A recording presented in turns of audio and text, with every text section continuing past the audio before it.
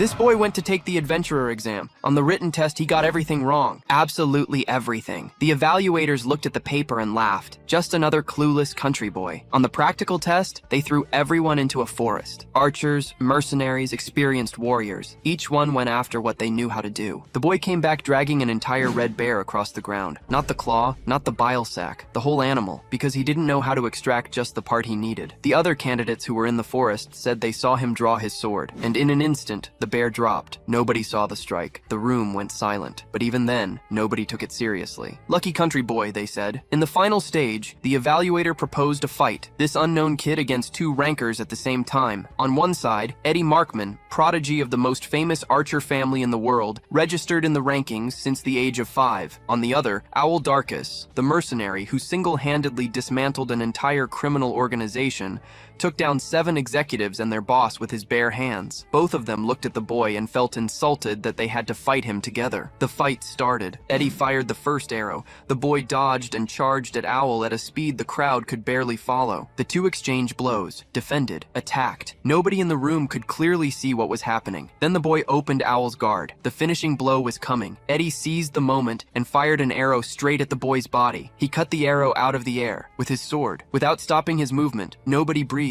And that's when everyone felt it. A dense, heavy aura, green in color, filling the entire room. The evaluator Luke, who had spent his whole life studying rankers and never got excited about any of them, looked at that scene and thought one thing only. This boy is a monster. But what nobody in that room knew was why he was there in the first place. In this world, ranking defines a person's status and fuels their desires. It's a place where power, connections, money, and work mean everything. This is where the journey of a boy from the village of Tori begins. Lo, a 16-year-old, is gathering firewood when a villager approaches to ask for his help. Suddenly, a girl appears and throws the man to the ground, demanding that everyone stop asking Lo to do everything for them. This girl is Yuna, also 16 years old, who's always trying to protect Lo's peace and quiet. She explains that the others treat him like a doormat simply because he acts lazy, but in reality, he's just a kind boy, and that's his biggest problem. Then Yuna asks him to leave the village with her, mentioning a hidden path that no one knows about. However, an old woman interrupts them, reminding them that the village rules forbid anyone from leaving, and she starts to scold Yuna. Yuna's grandmother asks for her to be locked up for a while, since the girl was trying to run away. Soon after, another adult approaches and asks Lo to help him get water, and the boy accepts without a second thought. He and Yuna are the only ones the same age in the village, but they're completely different. Someone advises Lo to rest once in a while, since he also has his own desires, but even so, the boy decides to keep his promise and help the man fetch water. Lo feels indebted to the villagers, because when his parents were gone, he was left all alone. Everyone treated him like family, taking great care of him so he wouldn't feel lonely. That's why he wants to pay them back and likes the people of the village so much. Moved, the adult starts to cry and asks if Lo wants to live at his house. But the boy refuses, stating that the villagers are the most important thing in his life and that the world outside doesn't matter that much to him. Meanwhile, Yuna is locked up, and her grandmother is scolding her for wanting to run away. The girl questions why they can't leave the village, since merchants come and go freely. She asks why they're trapped there if the world outside is so much bigger. The old woman replies that it's because they're outcasts, but she doesn't explain the reason why. She only says that one day, time will take care of everything. Elsewhere, while Lo is filling buckets with water, Yuna calls out to him. She managed to escape from her temporary prison, a task that has become easy for her after being caught so many times. She invites him to run away with her, but the boy is afraid that her grandmother will notice and get angry. Yuna insists, saying she wants to show her friend something important. The two of them leave through a hole in a fence and arrive in a forest. For the first time, Lo sees the real outside world and realizes that it's much bigger than his village. Yuna then asks if he knows the rules of the outside world. She reveals that, according to a book she secretly took from a merchant, the world out there has a system called ranking. There are adventurers, couriers, doctors, musicians, and various other professions, all with their own ranking. Anyone who makes the list is called a ranker. She goes on to explain that even weapons, food, strength, and wealth are ranked, which makes people constantly compete. Lo understands that the outside world also has its own rules. Yuna then reveals her greatest desire, to become a ranked adventurer and travel the world, competing with rivals to become a respected respected warrior. She says she's made up her mind about her destiny, but Lo insists that he can't leave the village. Yuna invites him to join her on this adventure, but the boy is confused by the request. To convince him, she reminds him of a day when they were 5 years old and a giant bird attacked her. It was Lo who saved her using only a wooden club. He doesn't seem to remember the incident very well, but Yuna assures him it really happened. On that day, she knew that even though he's absent-minded, when Lo really tries, he's stronger than anyone else around him. Yuna told him he would shine much brighter outside the village, and that's why she invited him to explore the world with her. However, Lo refused, insisting he loved his home too much. Since he refused, Yuna declared she would go alone, warning him that he could get stuck in the village forever. Looking back as an adult, Lo realized he'd never really considered that Yuna actually left that day. He stayed outside for a while, thinking about the rankings and everything she had said. When he finally decided to go back, he saw a floating island in the sky. Suddenly, the island shot out a powerful beam of light right in front of him, and then it vanished completely. Terrified, he ran back to his village, only to discover it had also been wiped off the map. Everyone he knew, including his grandmother and Yuna, had disappeared without a trace. At that moment, he remembered what Yuna and the other villagers always said. They would tell him he wasn't alone, hugging him and promising they would be a family forever. Overwhelmed by the loss, Lo collapsed to the ground and began to sob uncontrollably. That's when he heard the voice of a warrior, who was regretting that he'd arrived too late again. The man approached and asked if the boy was from Tori village, commenting that the situation must have been difficult. While helping him up, the warrior informed him that the island had already disappeared. Lo started bombarding him with questions, but the man cut him off. He handed Lo a piece of paper with a location written on it and told him to forget the village and go there. When Lo pressed him for more answers, the man shouted, stating that the entire village had disappeared and that he should forget the past. He warned that this was the only thing he could do, otherwise he would become just another victim. Those words, however, had the opposite effect. In that instant, Lo was certain he could become stronger than anyone. He remembered how, when he was little, he saw his parents die in a landslide and was left all alone. It was the villagers, especially Yuna, who took care of him. They were good people who never ignored someone who was hurt, and because of that, he couldn't just forget about them. Angrily, Lo declared that he would go to the flying island and bring everyone back, no matter what it took. Suddenly, Lo began to release an immense amount of energy, which left the man in shock. This energy is known as prana, the mental energy of living beings. It's a power that anyone can have, but few know about it, and only talented individuals can use it consciously. Normally, prana is colorless and invisible, but those who possess a large amount can make it visible, and it's said that some races have a special type of prana. The warrior realized this was the survivor from Babel he was supposed to protect, but he figured the kid would probably get out on his own in a few years anyway. Because of this, he threw his own sword to Lo and challenged him, saying that if he wanted to go to the island, he would have to prove his worth. The man promised that if Lo had potential, he would train him himself. He drew his sword and told the boy to attack him with the intent to kill. Lo charged forward, his green prana flaring, and swung his sword. Because he was a beginner, the attack was technically easy to defend. However, the man felt an immense pressure coming from the blow, as well as waves of prana that were simply absurd. Shocked by the boy's strength, the warrior said to himself that he was a monster. The protagonist's power was so great that the fight was already starting to leave marks on the ground. After the confrontation, the man explained that the island was called the Island of the Gods. Normally, it floats over the vast sea and rarely appears anywhere else. Its function is to erase entire peoples and lands, and he was trying to stop that from happening. He shared a theory that the humans caught in the light might have been taken to the Island of the Gods. Lo immediately wanted to know if he would have been taken too if he had touched the light. The man, however, stressed that it was just a theory. He said that maybe the villagers were alive, but there was no telling what was being done to them. To get there, he explained that there was a direct path, the adventurer rankings. Lo would need to be in the top 10 because those elite adventurers are the ones responsible for exploring and investigating unknown lands. Adal explained that out of all the rankings, the adventurer ranking has the most participants, and the top-ranked ones are absolute monsters. To get to the Island of the Gods, which is number 1 on the Dangerous Zones ranking, Lo would need to reach the top 10. The knight then asked if the boy really wanted to go, knowing that almost no adventurer ever comes back alive from there. Without hesitation, Lo said yes, so Adal decided he should start training immediately. The knight promised he would personally teach Lo everything about swords for 1 year. After that period, the boy would have to use that training as a foundation to climb the adventurer rankings on his own. Then, he formally introduced himself as Adol, the number 1 in the knight rankings. At that moment, Lo shook the hand of humanity's strongest warrior. Adol warned that he wouldn't go easy on him, since Lo was the first and only person who had managed to cut him, leaving a scar on his chest. The training that followed was brutal. Blisters on Lo's hands and feet burst, muscles tore, bones were crushed, and vital fluid dripped from every opening in his body. After that day, Adol never spoke about the island of the gods again,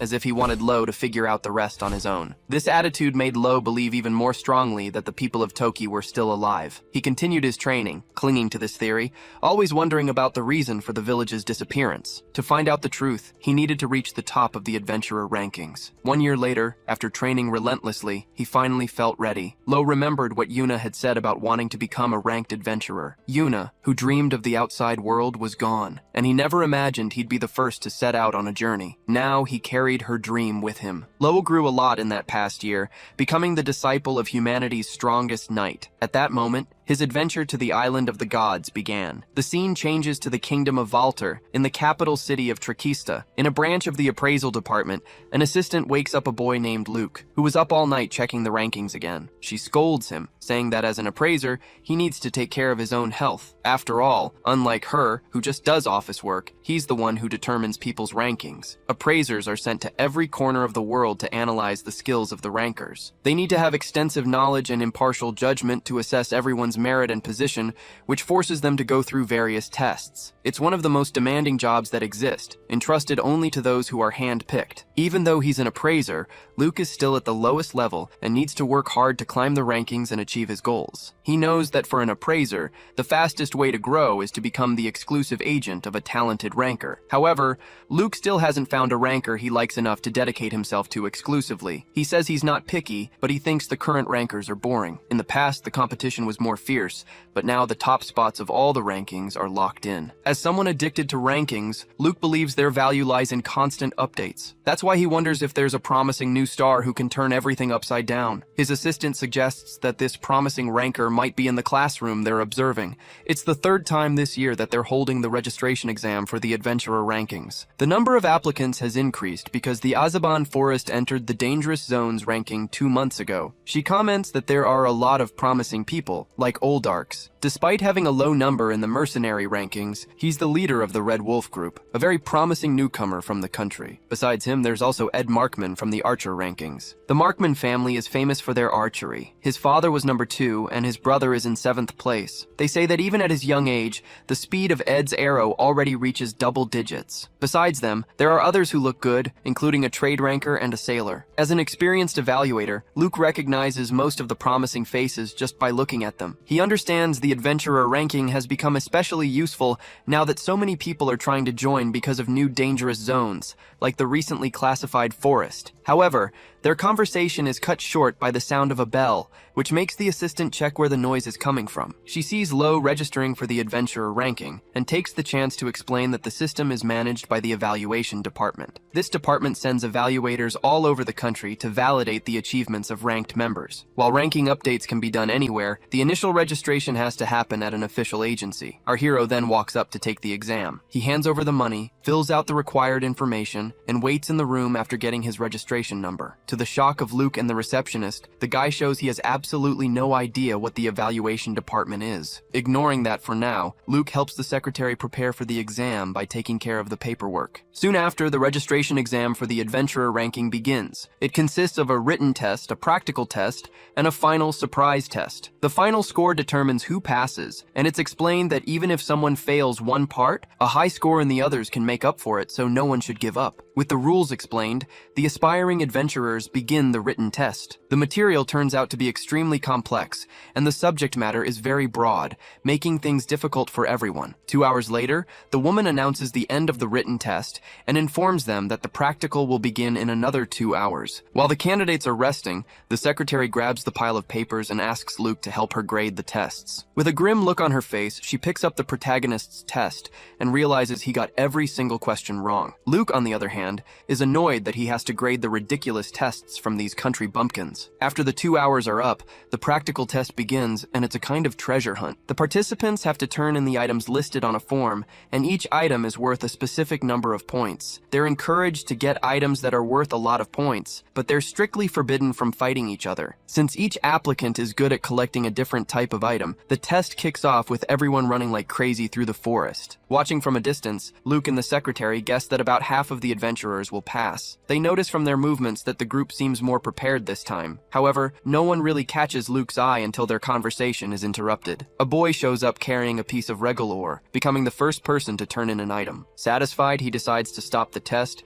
thinking he'll get enough points with just that one ore, but he's told that he could get a better ranking if he kept going. Right after that, another boy arrives, frustrated because he thought he was the first one back. He hunted down a bluebird feather, which is worth 180 points. A mercenary standing next to him scoffs, saying he's getting cocky over a simple bird feather. In response, the boy brags, explaining that those birds fly at 500 kilometers per hour and can't be seen with the naked eye. With that, a pointless rivalry sparks between the two. They start arguing for no apparent reason, driven only by their pride and inflated egos. Their argument is suddenly cut short when the protagonist arrives, dragging an entire bear and surprising everyone. He explains that he brought the whole body because he didn't know how to extract the animal's gallbladder, an item that's worth 300 points. Everyone is in shock, unable to believe he defeated a red bear all by himself. Luke questions him, asking how he managed to recognize a red bear even though he got a terrible score on the written test. The protagonist answers simply, saying that these bears show up a lot in his village and that he's very familiar with them. Other candidates who saw him fighting confirm his story, but they admit they didn't actually see what happened, because he just drew his sword, and in an instant, the bear was down. 1 hour later, everyone gathers in the underground training center for the final stage. Luke addresses the group and asks if they know who adventurers should always be wary of. He answers his own question, saying the biggest threats are beasts and other humans. After all, an adventurer's mission involves exploring new lands and isolated regions, where the most common threats are usually bandits or pirates. Because of this, the final test is a mock battle where the candidates will fight each other. Luke tells them not to get nervous, as it's just to evaluate their skills, and explains the rules weren't revealed earlier to prevent anyone from cheating on the practical exam. Immediately, a big guy provokes the mercenary, claiming he only picked up a rock in the test, and that mercenaries are just loud-mouthed bullies. He tries to attack, but the mercenary simply grabs his sword and hits him with a pommel strike, knocking him out with a single blow. The secretary allows the victory because of his scores. Besides, it would be stupid to try for a comeback, since his third-class rank means he's a monster. Luke then decides to propose a specific battle, and the woman allows it. After a few fights, she announces match number 8. Eddie, the archer who hunted the bird, and the mercenary will fight together against the protagonist. The mercenary and the archer think they're being underestimated by Luke, but he insists his eyes don't make mistakes and that the rookie is a monster. The two of them position themselves in front of the hero. The mercenary introduces himself as Owl Darkus, leader of the Red Wolf group. Last year, his group made a name for themselves in the tests by eradicating the Khmor Mafia from the criminal organization rankings. Rumor has it the young leader defeated 7 executives and the boss all by himself. The boy, on the other hand, is Eddie Markman, the young heir of the Markman family of archers. Trained since childhood by his father,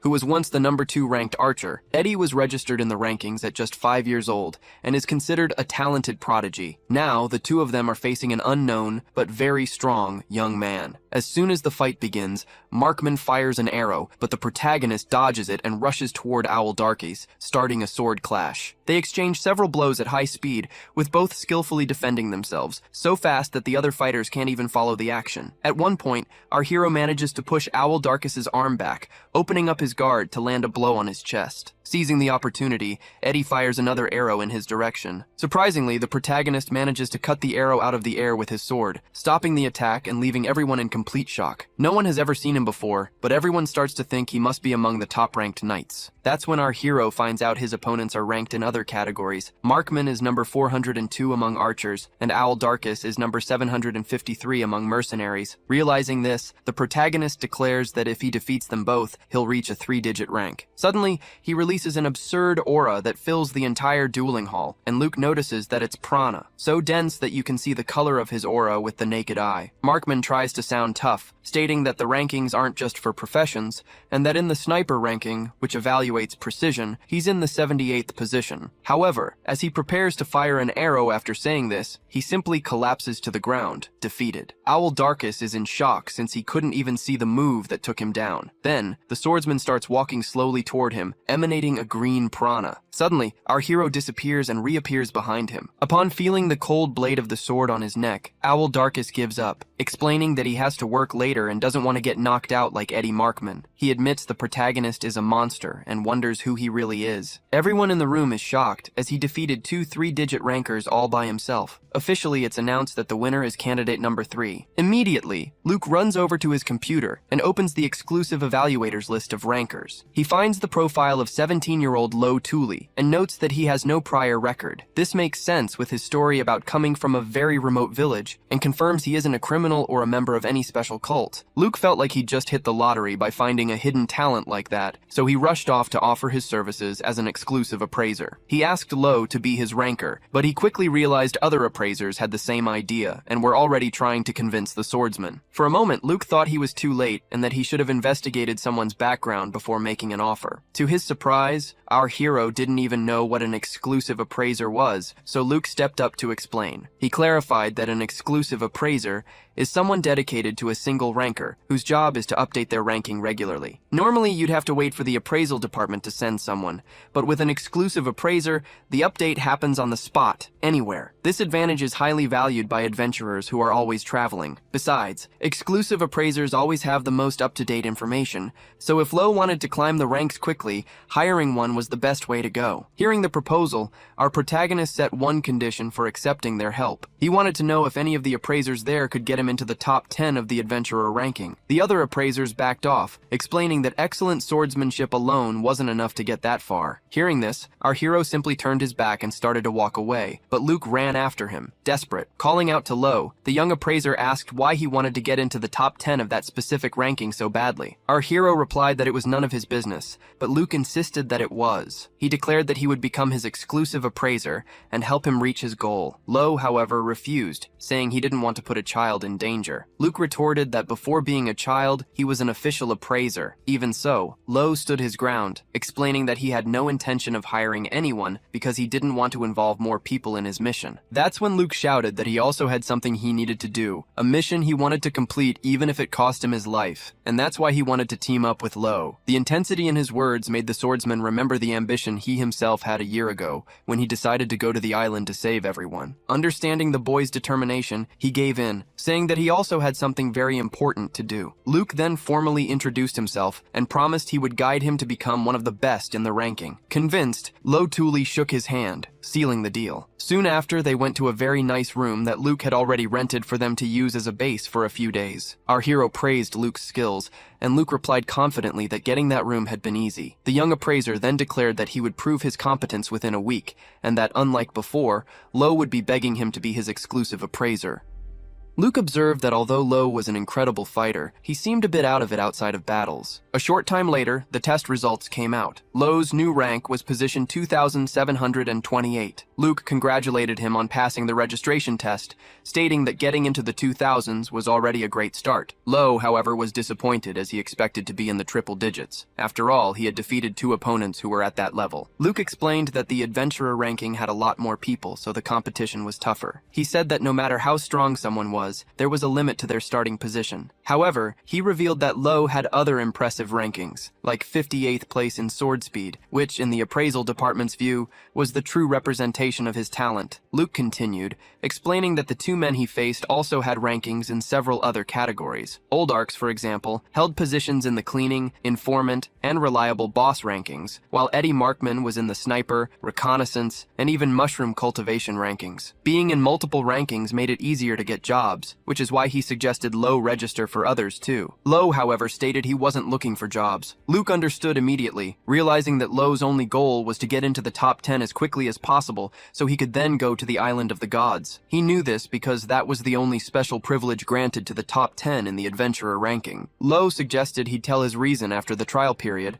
and Luke agreed to share his as well, making it a fair deal between the 2 of them. Then, Luke admitted there was a reason that was difficult to explain to a newcomer, but that he was investigating the dark side of the rankings. Curious, curious, he asked where Lo's power and swordsmanship came from, since it clearly wasn't something you could learn overnight. Lo then explained that a year ago, he became the disciple of a knight named Adal. The news left Luke in shock, because Adal was none other than the #1 knight in the world. Lo confirmed that even though he was his disciple, he was only with him for 1 year. Luke considered the information a bombshell. After all, Adal was famous for never teaching swordsmanship to anyone, having turned down countless training requests over the years. The general belief was that Adal was waiting to pass on his techniques to the highest-ranked knight of the next generation. Because of this, a crowd of knights was desperately trying to climb the ranks in hopes of being trained by him. Luke commented that the other knights would freak out if they knew Lo had inherited Adal's techniques. Lo, for his part, admitted he never imagined his master was actually the strongest man in humanity,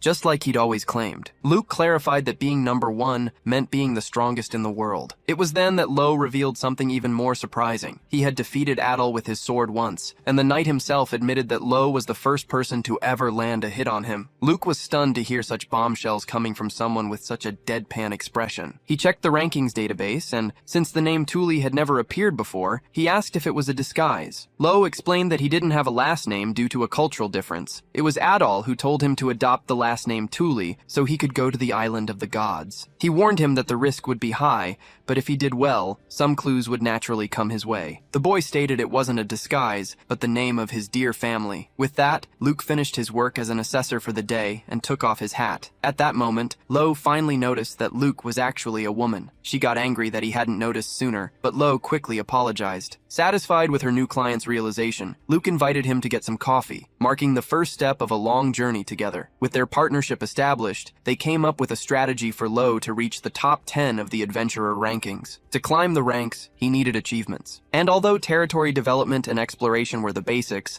Luke recommended that he start by accepting missions. She explained that many people needed the strength of adventurers for gathering and investigation, and that these missions offered rewards, making them ideal for beginners. He could accept missions through the assessment department or a guild. To make it easier, she showed him the rank cell, a handy device for finding tasks. Luke offered him unlimited use of the device if he accepted her as his exclusive assessor. Lo thought about the offer and asked if there was a mission that could boost his rank significantly all at once. Luke then showed him the department's most difficult missions, which clearly indicated how much they would influence the rankings. Without hesitating, Lo chose the first one on the list, a mission with a 6-skull difficulty in a level 7 danger zone. Retrieve the treasure from the sunken temple of Luciana. The assessor was firm, stating that at his current level, he wouldn't stand a chance in that dungeon and that he should trust her expert eyes. She insisted that the mission was way too difficult and that he would die before he even had a chance to rank up. However, looking at her very seriously, the hero declared that he wanted to try, since his final goal, the island of the gods, was the #1 danger zone. If he backed down now, he'd have no chance of ever getting there. Realizing that Lo was much more stubborn than she had imagined, Luke started to think of another way to convince him. It was at that moment that a man in a suit appeared, asking if they were having some kind of problem. Luke recognized him instantly and introduced him as Loud Broward. Loud Broward was a powerhouse adventurer, ranked 11th in the fiercely competitive general rankings. Lo knew the man was a monster, just as Adal had warned. He was an elite hunter, and if he moved up just one more rank, he'd be able to challenge the dreaded island of the gods. Seizing the opportunity, Luke asked Lauda for help in dealing with the stubborn rookie. This talk, however, was going to be a duel, so they headed to an arena. Once there, the 11th ranked adventurer grabbed a makeshift weapon that looked a little too light for him. Our protagonist introduced himself formally, but his opponent quickly cut him off, saying that in the adventurer rankings, nobody cared about formalities. Loud mentioned that Luke had recently updated the rankings. He said that on top of her vast knowledge, she had a rare conviction for creating precise classifications, a passion that was unusual among evaluators. Since it was a direct request from her, he was willing to go all out and teach the rookie a lesson. Just by looking at him, our hero could feel Loud's strength. He hesitated to move forward, sensing he'd be impaled by the spear. Watching from a distance, Luke thought this was Lo's golden opportunity to understand how big the world really was, but the boy already knew that. He remembered his village being abducted by the island of the gods. With his determination renewed, rank number 2728 charged at rank number 11. He attacked with his sword, and Lauda defended with the makeshift spear. Then, Lo unleashed a powerful, aura-infused slash, but his opponent dodged it easily. Loud noticed the boy channeled prana into his sword and released it in a single strike. He was also using the same energy in his hands and feet to increase his agility. The swordsmanship belonged to the Sword Saint's style, a secret technique passed down only among successors, and he couldn't believe a child had mastered it. Realizing he was overthinking it, Lauda refocused on the fight just in time to see the hero trying an attack from behind. Lo struck at the adventurer's back, but Lauda dodged by simply tossing his spear backward. Calmly, Loud started moving and attacking at the same time, noting that Lo's prana was greater than his own, even though the boy was so young. As they fought at high speed amidst an intense glow of energy, the rank 11 adventurer asked what Lo's race was. Lo didn't understand the question. Lauda stated that his prana glow wasn't something you could acquire over time. He added that if he had to, he'd find out the boy's race the hard way. Realizing the young man could also use enchantments, Laude planted his spear in the ground and began to chant, "The furious horse of the crags crosses mountains gasping for air. The sunlight makes the sacred tree bloom once more. The turbulent waters meet, and peace shatters into shards." As he leaped, he activated the Wind Tribe's enchantment, warning Lo that he would die if he didn't defend himself. The attack manifested as several spiritual spears that shot toward our protagonist. He tried to defend himself with his sword and prana, but his enemy warned him that an ordinary blade couldn't block that enchantment. Our hero managed to dodge most of them, but took a few spectral hits to the stomach. He then remembered Adal telling him his prana control was still raw, but that once he got used to it, he would learn the techniques little by little. At that moment, he remembered the first and most basic technique, the shimmering blade. Mimicking the number 1 knight's pose, our hero unleashed an extremely strong and fast gale of prana at his enemy. However, Laude simply spun his spear and completely canceled the attack. Seizing the opening, the protagonist lunged forward with a low slash, a cut so fast it was invisible to the naked eye. Even so, Loud managed to dodge and counterattack, throwing an energy spear that sent the boy flying. He admitted the young man was admirable, but there was a huge gap in power between them. With a snap of his fingers, Loud made thousands of magical golden spears appear in the air, hovering over the hero. He warned Lo never to underestimate the adventurer rankings, and then he launched the devastating attack. Seeing thousands of spears heading his way, our hero felt that he had truly lost the fight. As the hero lay defeated on the ground, the winner of the fight, Laud Broward, was announced. Luke commented that Lo must now understand the power difference between them, and Laud, in turn, asked if she had really believed in the kid until the very end. She admitted that she thought it might be possible, especially since he was Adal's disciple. Laud then revealed that the moment he saw the high-speed slash, he recognized it as the Sword Saint's style, and he wondered how that was even possible. The Sword Saint's style is an incredibly powerful swordsmanship, passed down to a single successor and inherited by elite knights for generations. The fact that an adventurer like the kid had inherited it was shocking. From a knight's point of view, it was as if he had stolen something sacred. That's why Luke thought it would be best for him to avoid conflicts with other knights from now on, as it would be smart if he didn't want to end up getting eliminated. If he acted like a knight, the problem could be solved, but that was impossible, since he really wanted to be an adventurer. Actually, Luke's reason for believing in Lo went beyond the Sword Saint's style. It was because he said he landed a hit, and she believed him. Laud thought it was impossible for him to have landed a hit at his current level, but Luke, although she also had her doubts, didn't rule out the possibility, because she knew Lo wasn't the type to lie. The man agreed that must be the reason. After all, besides the shocking style, the glow of prana the boy gave off was also very impressive. Luke added that he also possessed enchantments, and Laud concluded that if he had used them, he could have actually won. In the middle of this conversation, a scene from the past flashed through the hero's mind. A woman was singing in his house, until an old woman appeared, yelling at her because of the poem and claiming it was his fault they couldn't get out of that situation. The woman then apologized to Lo. At that exact moment, he woke up in a hospital bed, confused after the dreams of his hidden past. Luke explained that he was in the infirmary of the evaluation department and that he had been sleeping all day. According to the doctor, it seemed to be accumulated mental exhaustion. Not quite understanding what was going on, Luke asked if he wasn't pushing himself too hard in training. Thinking about everything he'd been through, the protagonist admitted she was right. Luke then said she had something important to tell him, and asked if he knew what enchantments were. Our protagonist said no, and she began to explain. Enchantments are a special way of using prana, something that only a few races can do naturally, although many high-ranking adventurers have also mastered the skill. Curious, the hero asked if Laud was one of those cases. Luke confirmed, explaining that he's a warrior from the Broward tribe, a race focused on combat and hunting that lives in swampy regions. Since their techniques are passed down orally in the form of poems, they became known as enchantments. Also, because there's a genetic component, it's very difficult to learn them as an adult. Laud's enchantment really surprised the protagonist. However, Luke revealed something even more shocking. He also had enchantments inside him. She then asked if he had any idea what he was carrying. The boy just guessed it was something powerful enough to be a major asset as a ranker. Confident, Luke stated that he had the potential to become a high-ranking adventurer, and that's exactly why she chose a perfect mission for him in his rank cell. The mission was an investigation in the Azaban Forest, located in a hazardous zone. Officially, it was an ecological survey, but the job wasn't just about studying animals. In fact, several people had recently disappeared in the area, and the adventurers who took on this same mission vanished without a trace. Luke explained that at first, only lower-ranked adventurers were disappearing in the forest. However, the situation got worse when even an adventurer ranked at position 800 vanished without a trace. She revealed that if Lo could figure out what was behind these disappearances, he could jump 200 spots in the rankings all at once. However, the risk was proportional to the reward. Without any hesitation, Louis accepted the mission, and Luke made it clear she only recommended him because she believed in his abilities. She then registered the mission in the rank cell and gave an important warning about the Azaban Forest. The area is home to protected species and has many restricted zones. Luke assured him that with her by his side,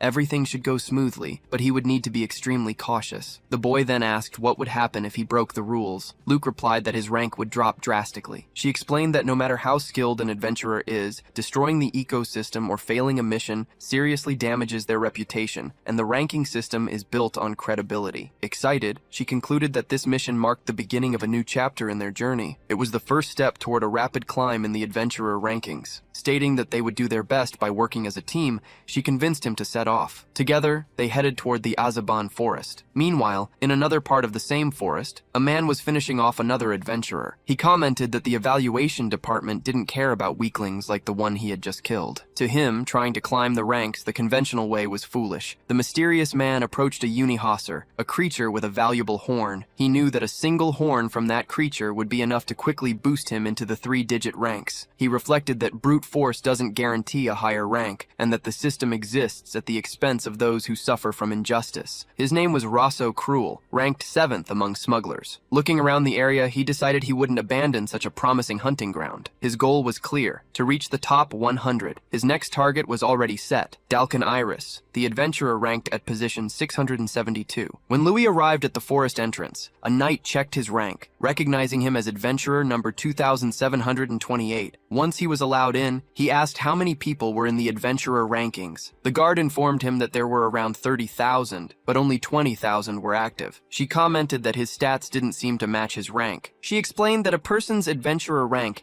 is often very different from their other rankings. For example, someone with a 4-digit adventurer rank could be in the 3-digit range in another specialty. The guard continued, saying that the higher someone's adventurer rank is, the higher their other ranks tend to be as well. Louis thought about this, remembering that his swordsmanship rank was already in the 2-digit range. This made him stronger than the opponents he faced in the exam. However, he wanted to get even stronger, and that was the only thing on his mind. Just then, Luke announced that their journey into the forest would begin now. They entered the Azaban Forest, danger zone number 48. Almost immediately, Louis felt something strange. With a single glance, he finally sensed the danger of the place, a feeling that only experienced adventurers can pick up on. An ordinary person would never notice it, and that was why a ranking for dangerous zones existed. Luke explained that the forest was added to the ranking because a huge outbreak of demonic beasts was discovered in the area 2 months ago. The exact moment she finished speaking, bizarre monsters appeared and charged at them. Luke said that now it was Louis's turn to protect her. Without a second thought, the hero unleashed a slash and began taking out the creatures. He leaped up, grabbed a monstrous bird by its beak, and slammed it to the ground. Next, he launched a gale slash with his green prana, and the energy wiped out the remaining enemies in a single attack. He remembered Adol, the man who taught him the gale technique. Our protagonist had learned a few techniques, but he couldn't use all of them yet. He felt that maybe, just maybe, he could use the second one now. Suddenly, a blood orc, one of the most dangerous creatures in the rankings, appeared before them. Louis decided this was the perfect opportunity to test if he could unleash Adol's second technique. He began to emanate an overwhelming amount of prana, using the half-lotus technique and striking the blood orc with an X-shaped slash. The blow hit its target, but it didn't seem to have any effect on the creature, which much prepared to counterattack. In response, Louis panicked and started running away, yelling that his attack had failed. He really thought it was going to work, leaving Luke in shock, since he was the one who was supposed to be protecting her. Running for their lives, they found themselves at the edge of a cliff. Without a second to think, Louis took a huge leap, holding Luke under his arms as they fell toward the ground. Despite the scare, they landed safely without any injuries. Even so, Luke was terrified and complained that he should have warned her before doing something so dangerous. Louis just explained that his master trained him that way, and it had become a habit for him. Finally, they reached the center of the forest, the area they needed to investigate to complete their mission. Luke explained that ever since the Azaban forest was ranked as a dangerous zone, she had already explored 80% of the area. The remaining 20%, where they were now, was a nest of monsters and had therefore remained unexplored. Looking at the various mystical creatures and exotic plants in the area, Louis commented that it was the first time he'd ever seen anything like it. In that moment, he finally understood what it meant to be an adventurer, remembering the dream his sister, Yuna, had her entire life. Suddenly, Louis noticed some movement and drew his sword to attack, but Luke quickly stopped him, pointing out that it was an injured creature. She wondered what the best way to approach the animal would be, identifying it as a royal horn, the number 4 beast on the ranking of rare and nearly extinct species. Seeing that the animal was hurt, Luke decided she would help it, since she had learned basic first aid to take care of Hunter, and also Louis himself when he got beat up by Lauda. Luke then told Louis they would set up a base in that area for the day. As an agent of the evaluation department, she couldn't just abandon a creature like that. She made sure to state that taking care of a royal horn was part of an ecological research, and that he shouldn't get the wrong idea, as if she were choosing the animal over him. So, the two of them set up camp in the forest to rest. While they were sleeping around the campfire, Louis took the opportunity to continue training his prana sword skills. He tried once more to unleash the half-lotus technique against a tree, but even though the blast of prana flew far, it had no effect when it hit the trunk. Frustrated, he lay down on the ground, completely exhausted, realizing he hadn't accomplished anything. At this rate, he would never reach the island of the gods, and he knew he needed to get stronger, fast. Mr. Loud's words about him having enchantments came back to his mind. Louis meditated, trying to understand what it meant, until he eventually fell asleep. He didn't wake up until the next day, when the sunlight hit his eyes. Luke was already awake because the creature had started thrashing around in the middle of the night. The royal horn was agitated and was growling at something in the distance. Despite this, it recovered very quickly thanks to the proper treatment. Luke explained that since it was still a baby, it would normally get attached to people, but this one was skittish, just as she suspected someone had hurt it on purpose. To prove it, she showed Louis the broken part of its horn, which clearly indicated an attack by an illegal hunter. She went on to explain that the beast's horn is considered a type of miracle cure. For that reason, they were captured relentlessly, which led to them being listed as a rare species. Even with hunting being banned, the demand didn't disappear, and poachers continue to operate in secret. On the black market, the horn is sold as if it were from a unicorn. Just then, the royal horn creature tried to attack Luke, but our hero protected her, blocking its horn with his sword. Startled, the animal started to run away from Louis. Luke immediately went after it, worried because it wasn't 100% recovered yet. She commented that until now, there had been no record of a royal horn in the Azaban forest, so following it was part of her ecological research. Louis said he would also go on ahead after the creature. After all, the zone's ranking would go up if they found this exotic monster. Luke then told him to track it secretly through the area. The creature proved to be very fast and was soon out of sight, but Louis kept following the tracks it left behind. He was making his way through the forest when, suddenly, he was attacked and forced to stop running. The man who attacked him appeared before him, saying that this was a hunter's lucky day. Lo countered the attack, and their swords clashed in a head-on confrontation. During the fight, our hero unleashed a prana strike that almost hit the enemy. When he saw the color of that energy, the man was so shocked that he immediately stopped fighting and raised his arms to surrender. That's when Lo recognized his opponent's voice and, looking closer, he noticed a kid with a bow and arrow on a nearby branch. He finally realized it was Eddie and Owl, the two he had faced in the academy duel. The scene shifts to the next day, during the adventurer ranking registration. When the receptionist asked which ranking he had chosen, Lo confirmed that he chose the adventurer ranking. Coincidentally, Ed was also there to pick up a mission, and that's when the two met. As rivals, they stared each other down in silence for a while, in a contest to see who would speak first. Finally, Ed broke the silence and asked if Lo had found out anything about the swordsman who defeated them. Lo answered that he had, but he didn't have any concrete information. He revealed that, as hard as it was to believe, the swordsman had no rank at all before that fight. Ed confessed that, even though it might not seem like it, he was considered a prodigy in the archery rankings. Because of that, losing so badly to to an unranked rookie completely crushed his pride. Meanwhile, elsewhere, Captain Owl was being congratulated by his band of mercenaries. He told them he had also registered for the adventurer rankings, and everyone celebrated his arrival. They bet that he had done well and given the other candidates a hard time. However, Owl revealed that's not quite what happened, admitting that he lost the fight. His group didn't believe him, saying he must have held back so he wouldn't hurt his opponent. After all, someone with a 3-digit rank among mercenaries would never lose to a rookie. At that moment, filled with rage, Owl slammed his fist on a table and broke it. He was furious with the rookie who didn't even look him in the face, feeling that Lo Tuli had treated him with disdain, as if he were just a stepping stone. Because of this, he declared that starting the next day, they would triple their training, leaving everyone in shock. One of the girls in the group mentioned she wanted to take on new missions, but Captain Owl said that wasn't enough. He declared that the world was much bigger than they imagined, and that he would start training for real again. Later, while talking with Ed, Owl admitted that his pride was also hurt by Lo in the battle. He hadn't planned on focusing on the adventurer rankings, but he refused to feel looked down on like that. This was especially true because they both already had high rankings in other categories,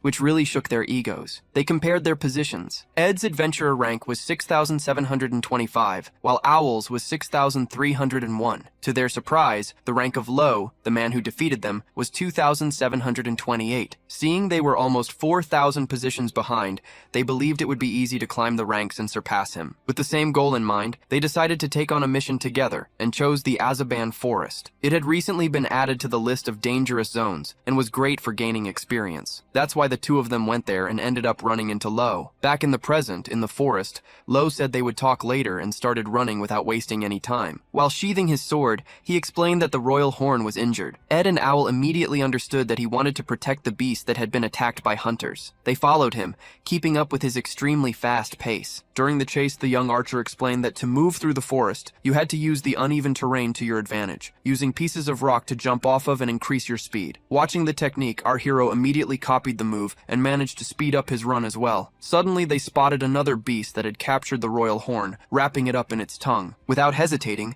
the two of them drew their weapons to save the creature. Lo rushed forward and landed a precise cut on the monster's tongue, injuring it. Realizing he couldn't get any closer for a second attack, he prepared to use long-range slashes. However, Lo decides against it, since the royal horn would also be hit by his long-range attacks. Instead, he asks if Ed can create an opening and, without hesitating, tells the archer to aim for the creature's eyes while he keeps running. Ed obeys, and the moment he fires 2 arrows, they hit the monster right in the eyes. The creature screams in agony, and right after, Lo tells Ed to aim for its legs. Meanwhile, our protagonist slides across the ground and pulls his arm back to charge up energy. He then prepares a sword strike, unleashing a powerful slash with his prana enveloping the blade. At that exact moment, Owl cuts through a tree trunk, which starts to fall on top of the monster. The giant tree hits the enormous purple beast, finishing off the creature and allowing them to save the royal horn together. After the battle, the mercenary captain states that he's used to ordering subordinates around, which makes Ed angry for being called one. Despite their anger, they acknowledge that Lo's swordsmanship is incredible, but they figure that's not enough to reach the top 10. They realize that just defeating creatures to climb the adventurer rankings isn't enough,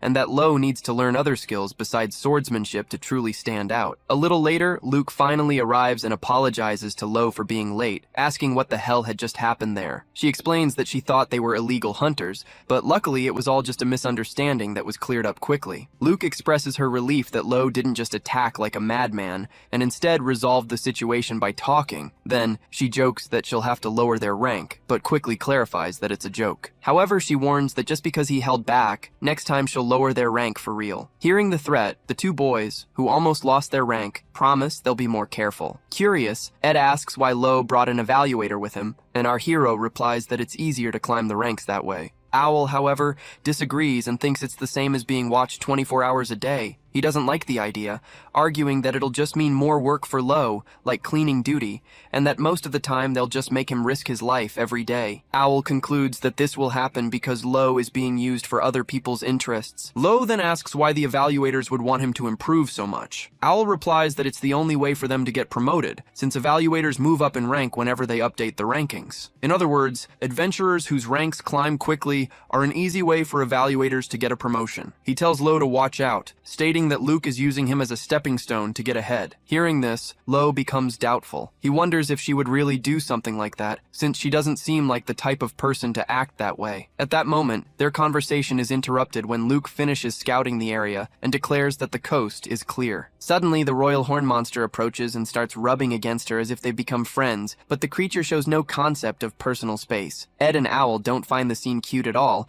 and comment that the animal is being ungrateful. However, Luke explains that it's acting this way because of how intimidating the two of them were, adding that Lo has a scary aura, even though he didn't do anything wrong. Luke then changes the subject, mentioning that the magic beast they defeated has been causing a lot of trouble. She reveals that they had never come across this predator before, since its natural habitats are cold places, and there are no records of it ever existing in the Azaban forest. Because of this, she and Lo came to the region on a reconnaissance mission. Next, Luke asks what Ed and Owl are doing there, and Owl replies that they were on a similar mission that they picked up from the department. Luke is surprised, since she didn't expect there to be missions for mercenaries and archers in the forest. She realizes her presence must have influenced them to take on a mission just to climb the ranks. Realizing this, she decides to change the mood and share some good news with Lo, saying she has something important for him. She reveals that his speed ranking has been updated. The sword technique he used was so fast that she already requested to have the feat added to the rankings. Luke explains that thanks to his technique, Lo has reached the 26th spot on the speed ranking, which is a combination of several others. He's visibly happy with the news,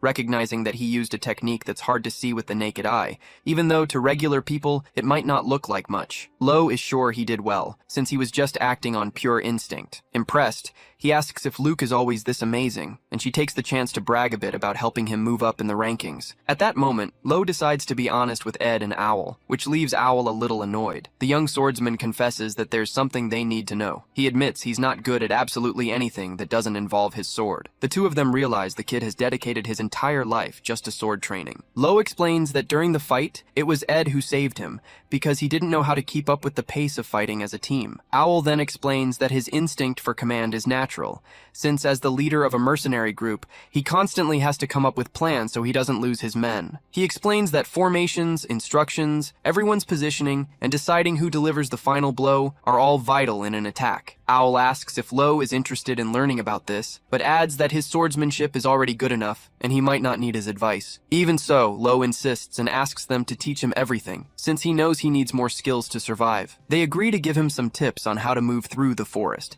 explaining that he needs to use all 5 of his senses. Seeing Lo's determination, Luke feels proud of his progress and is happy to be helping him. Despite this moment of bonding, Luke can't help but feel that the presence of illegal hunters and an unidentified demonic beast is terrifying. She feels like something is very wrong in the Azaban forest and worries this mission might be too much for the team to handle. Meanwhile, the 2 illegal hunters who were looking for the missing beast end up finding Lo's group. One of them, Iris, comments that their organs will be fresh and worth a fortune. Even though they're no match for the beast, she decides to capture them anyway, saying that anyone who enters a beast's territory should expect to be torn to shreds. Back with the group, Ed starts the lesson, explaining that using all 5 senses isn't an easy task. He says that using sight, hearing, smell, and even taste in combat requires proper training. He says the forest is the perfect place for it, since the smells of the plants and animals are so strong there. Owl admits he doesn't really get the plan, and Ed teases him, saying it must be hard for a mercenary to get used to anything besides the smell of blood. To demonstrate, Ed reveals that he can sense exactly how many animals are around them right now, even while keeping his prana flow low. He explains that prana is a fluid talent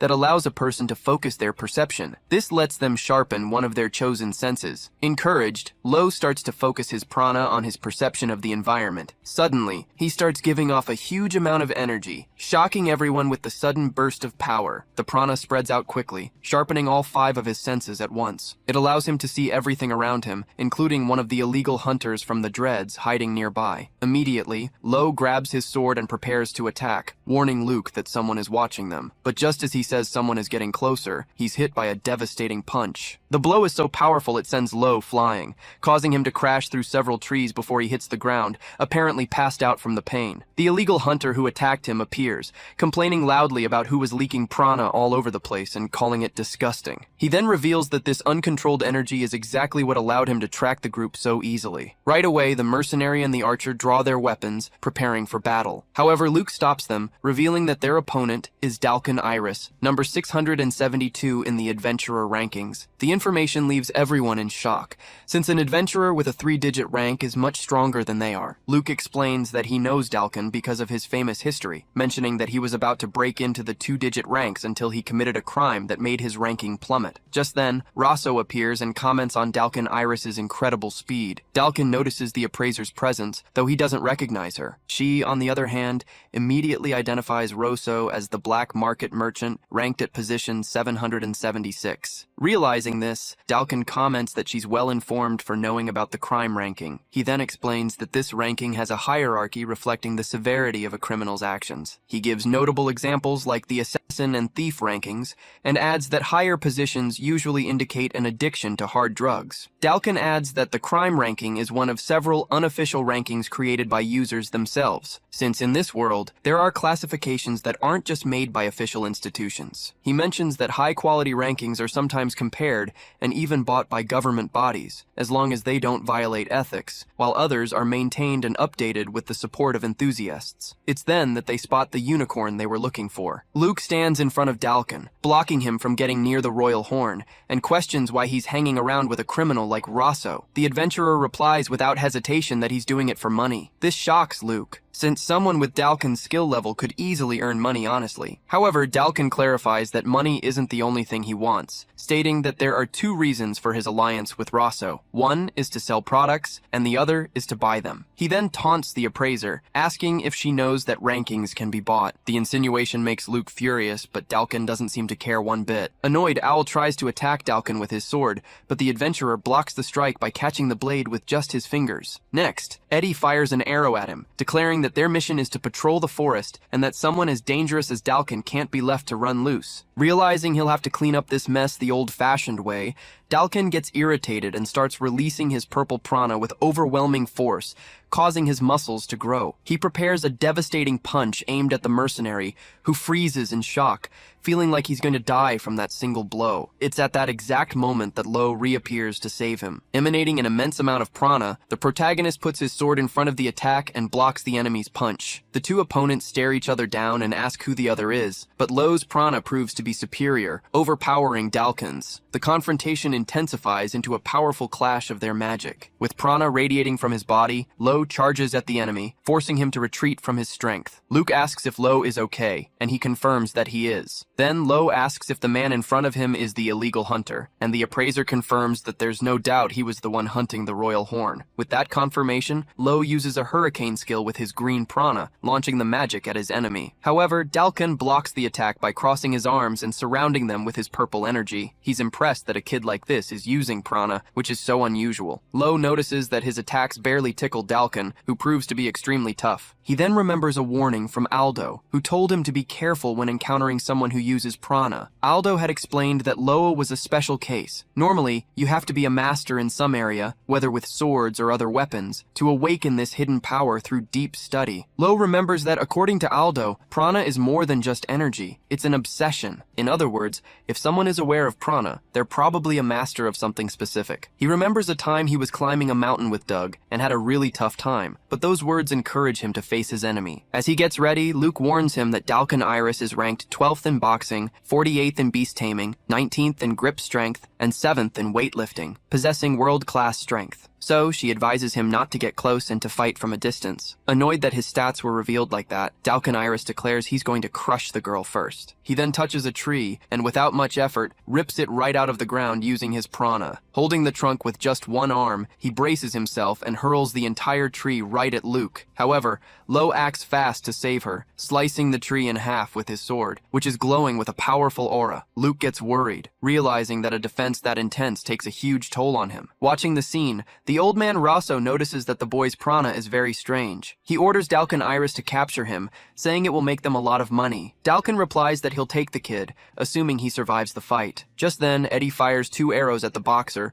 but the illegal hunter easily blocks them with a prana-wrapped arm, saying the 2 of them are so weak they're not even worth remembering. Immediately after, Captain Owl throws a bomb. When it hits the ground, it releases a huge cloud of smoke, creating a smoke screen that blocks everyone's view of the fight. Furious, the villain tells them not to mess with him, and winds up for a huge punch. He slams his fist into the ground, causing a shockwave that radiates through the forest and destroys everything around it. When the dust settles, Dalkin realizes they all escaped while he was preparing to attack. Rosso scolds him, warning that the move was so dangerous that even Dalkin himself could have been killed by it. Meanwhile, the group had used the smokescreen to escape with the wolf, since they knew they stood no chance against the enemy in a battle of brute strength. Their best bet was to run, since that guy was extremely strong, ranked in the top 600 adventurers, a fact that terrified our protagonist. During the escape, the royal horn slips from his grasp, much to his annoyance. A little later, Luke says they've gone far enough and should be in a safe area, but adds that now they have a lot more work to do. She explains that cruel Rosso has to be captured because he's too dangerous. That's when our hero finally realizes that Rosso is the man with the beard, and he asks Luke why she wants to capture him. Luke explains that it's a personal goal, which confuses Owl and Eddie. They say they don't know what she's talking about, but they want to decide what to do next. Luke apologizes to Lo Thuli for getting ahead of herself,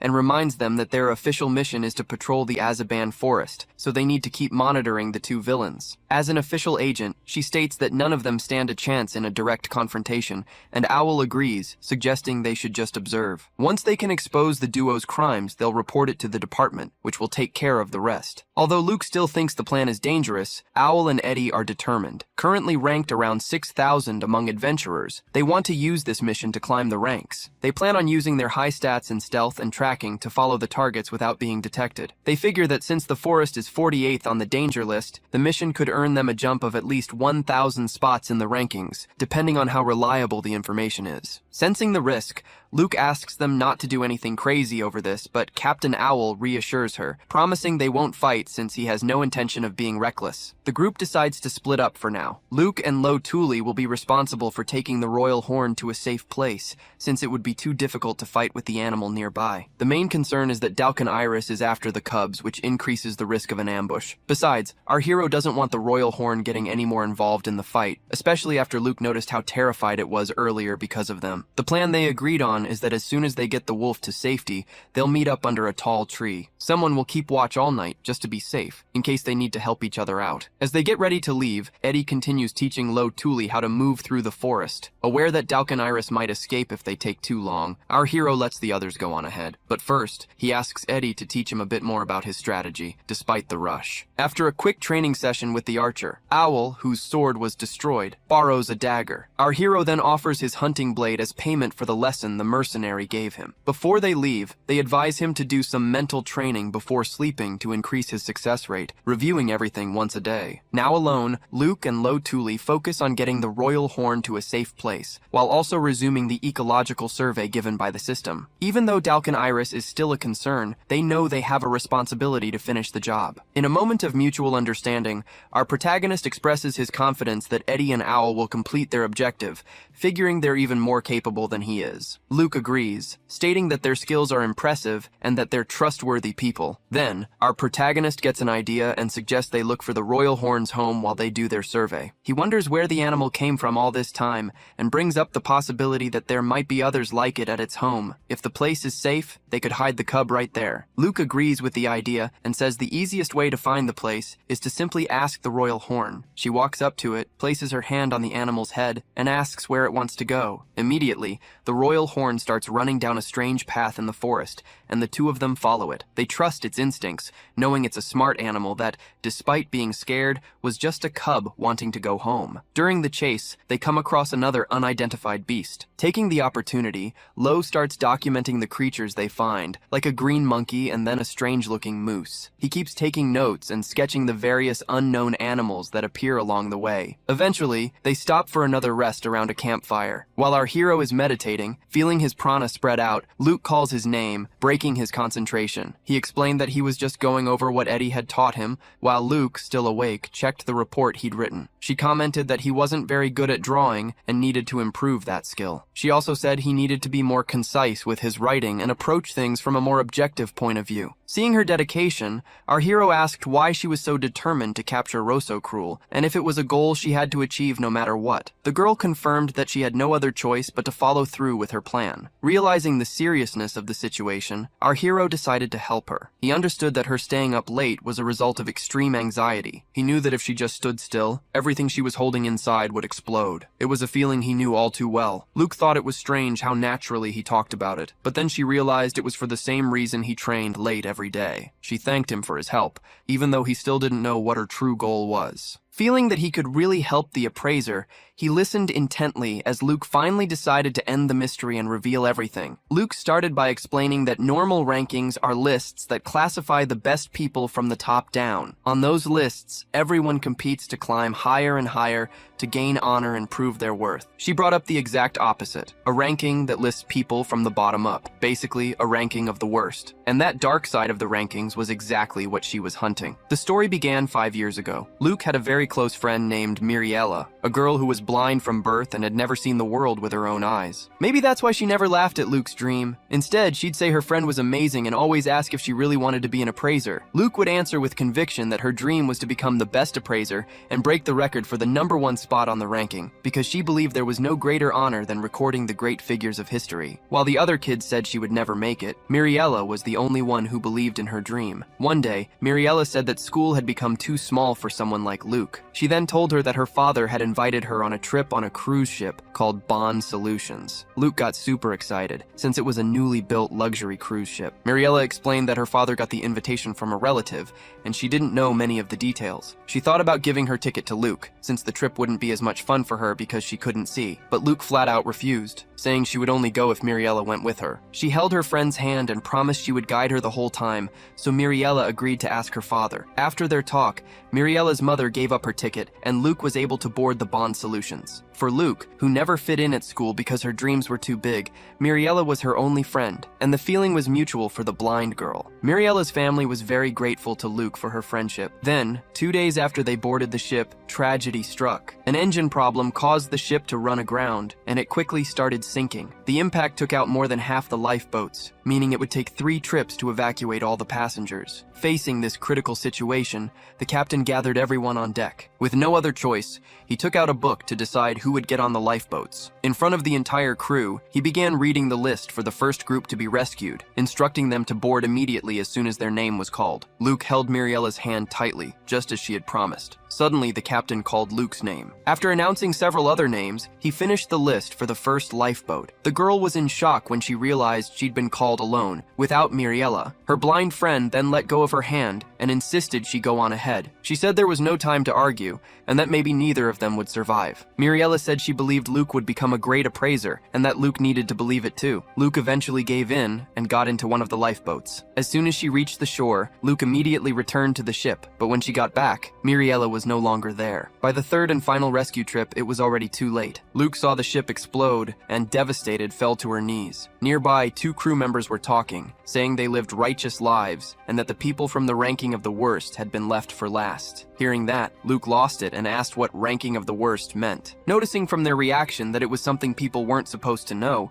she demanded an explanation, threatening to tell everyone on the beach if they didn't talk. The 2 crew members decided to tell her, on the condition that she wouldn't say anything to the captain. They explained that the ranking of the worst is a list that classifies people by their lowest capability. It groups together those who fall behind in social, economic, physical, or even mental areas. Luke commented that you can identify that kind of person just by looking at them. Our hero then understood that the list was used to decide who would be thrown away when things got tough. People with lives in their hands, like ship captains, hospital directors, and politicians, frequently use this system to decide which lives had priority. Luke's goal, ever since then, has been to erase the ranking of the worst from this world, because she will never forgive the system that took her best friend. In her view, a ranking that throws people into despair has no place in the world. Our hero, understanding the source of her determination, asked what all of this had to do with Rosocruel. Luke explained that she wanted to use one villain to take down another, since the ranking of the worst is unofficial, just like the unregistered criminal ranking Rosocruel is on. If they could capture him and demand answers about these hidden rankings,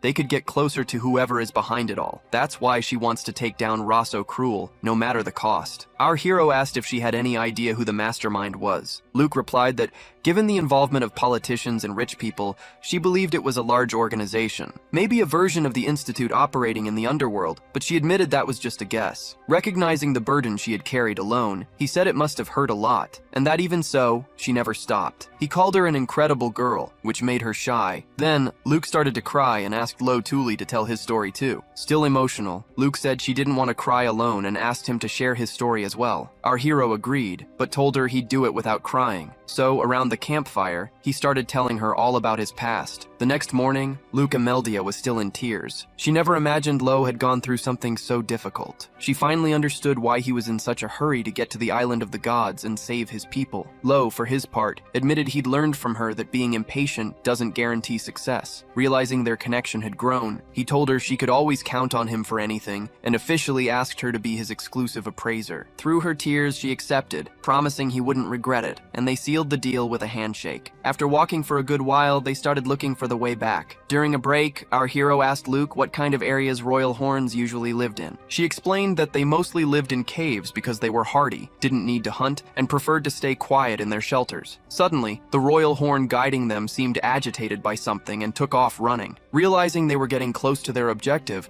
they didn't want to lose sight of the creature and ran right after it. The chase led them to a massive rock. Luke immediately noticed it wasn't an ordinary rock, but a Musa mimic, a very rare beast she didn't even know existed in the Azaban forest. However, the creature was already defeated, which explained a lot. She started to explain that while a common mimic lures humans with treasure before devouring them, the Musa mimic uses other beasts as bait. It keeps rare creatures inside its body to attract poachers, living in symbiosis with them to devour the hunters together. Because it traveled with so many different kinds of beasts, it was also known as a walking museum. The royal horn must have been trapped inside it. When the Musa mimic feeds, it releases all the beasts from its body at once to attack its prey. But this time it looked like the mimic fell victim to its own trick. Luke concluded that Dalkin Iris was probably the one who defeated the creature, which wrapped up their ecological survey. The mimic's death was the reason so many beasts had suddenly appeared in the forest. All the creatures trapped inside it were released at the same time, throwing the whole ecosystem into chaos. For Luke,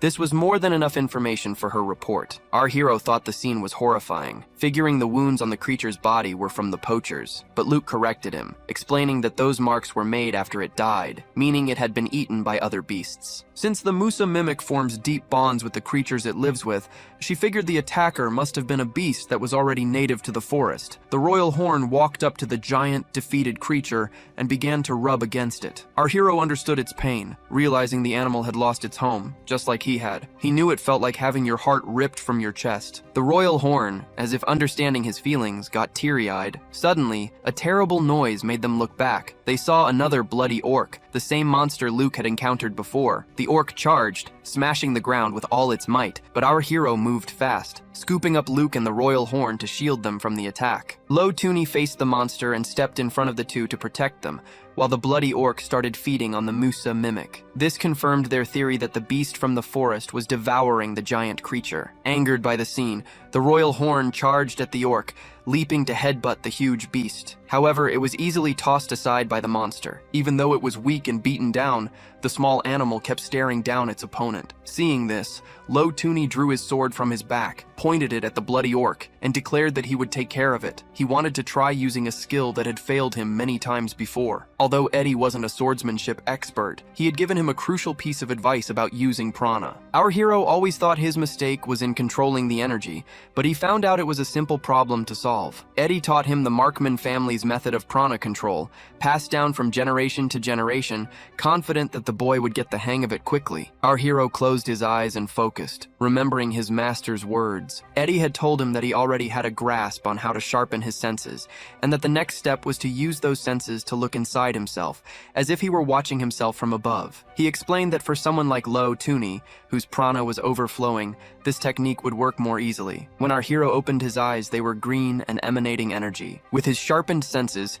he looked at himself as if he had an eye outside his body, observing the flow of his own prana. He realized his energy was a mess and used the technique to organize the flow. Next, He took his sword, pointed it at the bloody orc, and unleashed a slash down the middle using the lotus flower technique, followed by an X-shaped cut. Luke was in shock to see the skill finally work. Realizing that a single strike wouldn't be enough, our hero decided to continue the attack, charging up even more power. The lotus flower was a technique that accumulated slashes, so he kept attacking, delivering what seemed like an infinite number of blows. He didn't stop slashing the bloody orc until, at a certain point, he finished the attack and sheathed his sword. He turned away, knowing he had defeated the monster, leaving Luke very surprised by his strength. After the battle, our hero approached the royal horn, telling it that it didn't need to be afraid. He confirmed that he wasn't its enemy and held out his hand for the animal to sniff. The wolf sniffed his hand and placed its paw on it in a gesture of trust. Now, Lo Tuni understood that it was better to stay close to the royal horn, as the forest had become a very dangerous place. Luke, meanwhile, started to wonder if Owl and Eddie were okay, since they were somewhere else. Meanwhile, a poacher stood before another royal horn. He was trying to make a clean cut on the monster, but the animal wouldn't stop moving, so he asked Russ O'Cruel if it was okay to damage the carcass a little. Russ O'Cruel replied that it would lower the value. He explained that if the material was already in powder form from the start, people would suspect it was fake, even if the plan was to grind it all up later. Watching the scene from a distance, Owl and Eddie realized they couldn't beat that opponent and decided to report it to the evaluation department. Seeing that almost all the merchandise had already been collected by the hunters, they thought about retreating. However, Dalkaniris decided it was time to get rid of the rats spying on him. With that in mind, he charged toward the tree where the two were hiding and threw a powerful punch. The impact destroyed the tree, sending Owl and Eddie flying, but they managed to land on their feet. Even though they were hiding their presence, Dalkin had noticed them from the very beginning. He had been hunting a magical beast on the same path the duo had cleared. While searching for goods, he had tracked all the nearby beasts. This showed that a three-digit adventurer doesn't just rely on brute force, but is also aware of everything around them. Faced with the threat, Owl threw a smoke bomb, but Dalkin declared that it wouldn't work and caught the artifact in his hand. However, he was caught off guard by an arrow shot by Eddie, which blew up the bomb and released a huge cloud of smoke. Knowing that escaping like before wouldn't work, they started running. Eddie explained that they could only increase their chances of survival, even if it was just by a little. Then he took some vital fluid from his own face, wrote something on a piece of paper,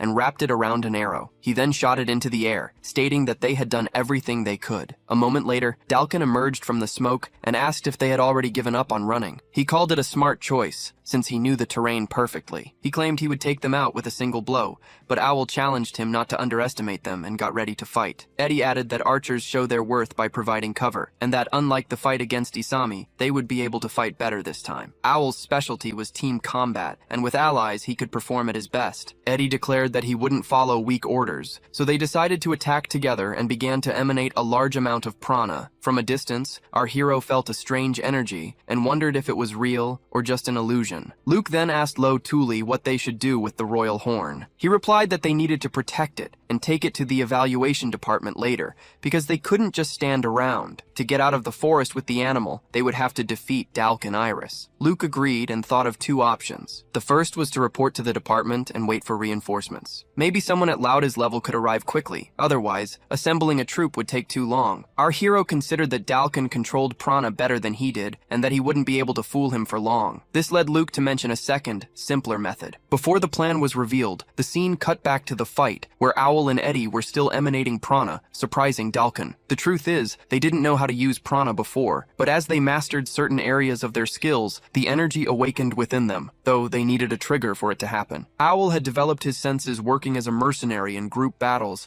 and was an expert at assessing an enemy's strength. He hadn't been in any real trouble for the past few years. Eddie, on the other hand, was born a genius with a bow and arrow. With the support of a prestigious family, no one had ever challenged him. Unfortunately, neither of them knew defeat. But fortunately, they ended up meeting someone who introduced them to that reality. Lo Tuli, a prana user who was in a league of his own. That encounter was more than enough to open their eyes. Now, with their prana awakened, they charged at Dalkin. Owl attacked with the dagger he had picked up, but Dalkin blocked the strike and threw his arm down. Next, Owl tried another slash with the dagger he got from Lo, but Dalkin defended using his forearm, which was wrapped in prana. This showed his power, defending without any armor. Eddie could already shoot accurately in the forest, but now he was seeing the colors of prana for the first time. This allowed him to fire a guided arrow with even greater precision, aiming for the back of Dalkin's neck. The hunter dodged and tried to move moved toward where the arrow came from, but he changed his plan. He activated even more of his prana, causing the projectile to hit the ground instead. Right after that, another smoke bomb exploded on the spot. Despite dodging the slashes, Dalkin gets hit by an arrow right in the stomach. The perfect shot came from the top of a tree, where Eddie had positioned himself. Dalkin Iris then realizes he's been tricked, and that the archer climbed the tree the exact moment the fight began. Their coordination was flawless, because as soon as the archer shared the positions, the swordsman would press the attack relentlessly. Taking advantage of the distraction, Owl moves in and drives his dagger into the enemy's leg. It's at this moment that Dalkin notices Owl using hand signals. Understanding that he's the brains behind their teamwork, he thinks he could figure out the signals if he had time, but he recognizes that the mercenary is a master of bluffs. Faced with their well-executed tactic, Dalkin Iris decides to fall back. He starts talking, saying that trafficking demonic beasts is more trouble than it's worth. He claims he was just playing with them the whole time because he didn't want to waste his stamina for nothing. He asks if they understand and taunts them, saying it doesn't matter if they come up with 1,000 strategies, because it won't change the huge power gap between them. In response, Owl tells him not to underestimate them, and right after that, Eddie fires another arrow. Sensing the danger, Dalkin Iris now focuses completely on the fight and manages to block both attacks. He reveals his true strength, using his number 48 rank in domination to overpower Owl and easily catch his dagger. Then, he simply shatters the weapon with his bare hands, showing off his 19th rank in grip strength. Right after, Dalkin lands an extremely powerful kick on Owl, who is sent flying backward with so much force that he breaks a tree when he slams into it. Feeling excruciating pain, Owl falls to the ground, leaving Eddie visibly worried. At that moment, Dalkin Iris rips an entire tree out of the ground and hurls it, proving he's 7th in the weightlifting rank. The impact leaves Owl completely broken on the ground, weakly calling out for Eddie. Dalkin approaches and comments that with his organs destroyed, he won't even be able to sell the mercenary's body, so he decides to just finish him off right there. At the exact moment of the final blow, however, a green prana slash appears out of nowhere. It hits Dalkin's arm and stops him from continuing. The hero had arrived just in time, thanks to the warning sent by Eddie's arrow. Lying on the ground, Owl tries to say something, but he can't finish the sentence. The hero appears on the scene, saying his method is pretty simple. As he draws his sword, he states with conviction that he is going to eliminate the villain. And so, the adventurer ranked number 2,700 prepares to fight Dalkin Iris, who is ranked number 672. From a distance, Rosso Cruel realizes Dalkin Iris is taking longer than he expected. Even though he doubted Dalkin was losing to such weak adventurers, he considered the unknown variable of the hero, Lo Tuli, noticing that the rising prana belonged to that very boy. On the battlefield, the hero steps up to face Dalkin Iris. The two stand face to face, radiating huge amounts of energy. The tension breaks when Dalkin takes the first step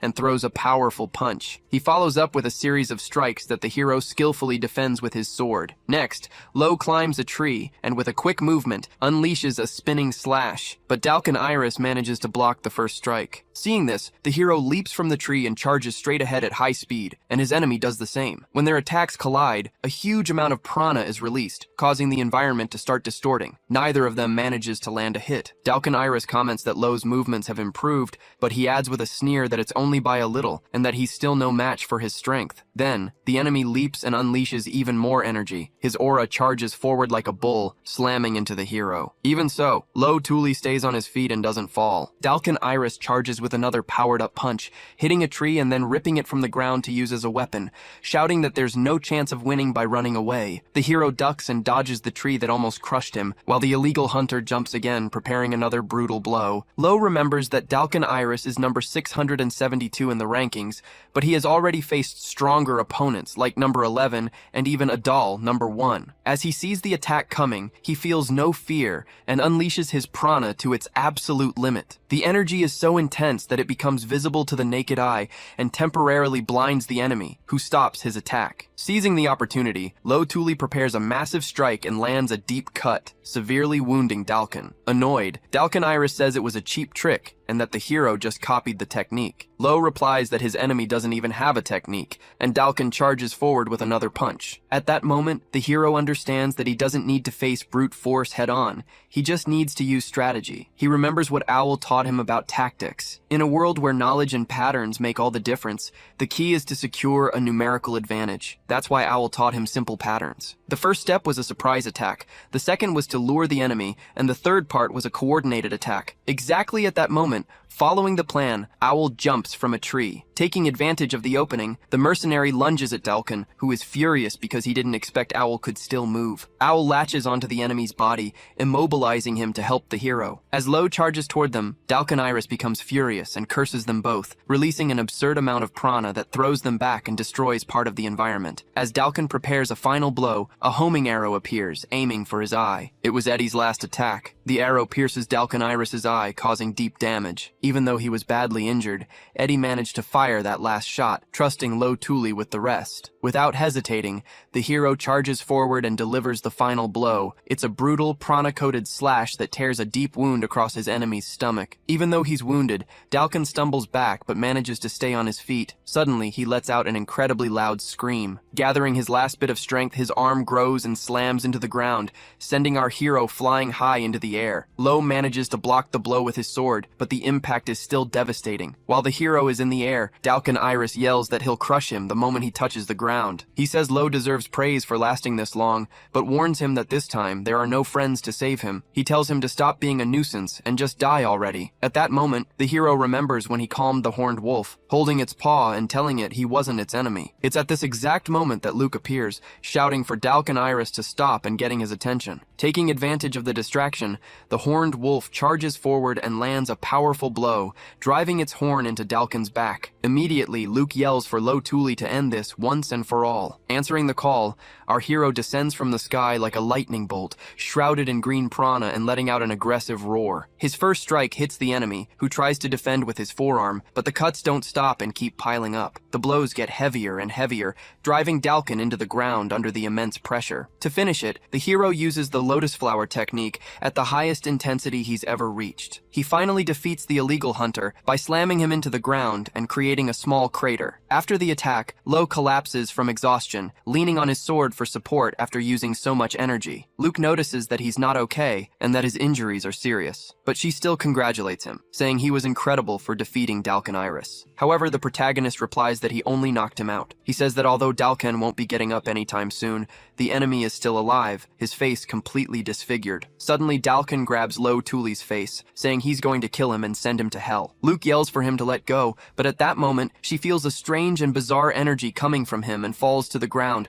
realizing that Dalkin is like a monster. Despite the threat, Dalkin Iris can't crush Lo's head. Lo, in turn, grips his sword, ready to continue the fight. In this tense moment, the villain has a flashback. He remembers his old friends commenting on how he had a lot of energy, but that to climb the ranks from now on, they would need to work as a team. They explained that Dalkan would have to respect their pace too, which seemed to deeply irritate him, since he considered himself much stronger. Back in the present, he looks at Lo and Luke, saying they're both pathetic. Then, he grabs our protagonist's neck, declaring that he's going to strangle him to death. The hero is caught in the chokehold and at first can't react. Even so, he tells himself that he can't die in a place like this, as he grips his enemy's hand. Then, he remembers his sister Yuna and refuses to die. Several memories from his life flash through his mind, and he begins to emanate an absurd amount of prana, a level so high that it startles his enemy. A gentle breeze and scattered clouds draw out the water and caress the earth. Those who consume life in a sunlit and inviolable sanctuary glimpse eternity. Therefore, the invader must witness with his own eyes these precious days that will never crumble. At that exact moment, Lo grabs Dalkin's arms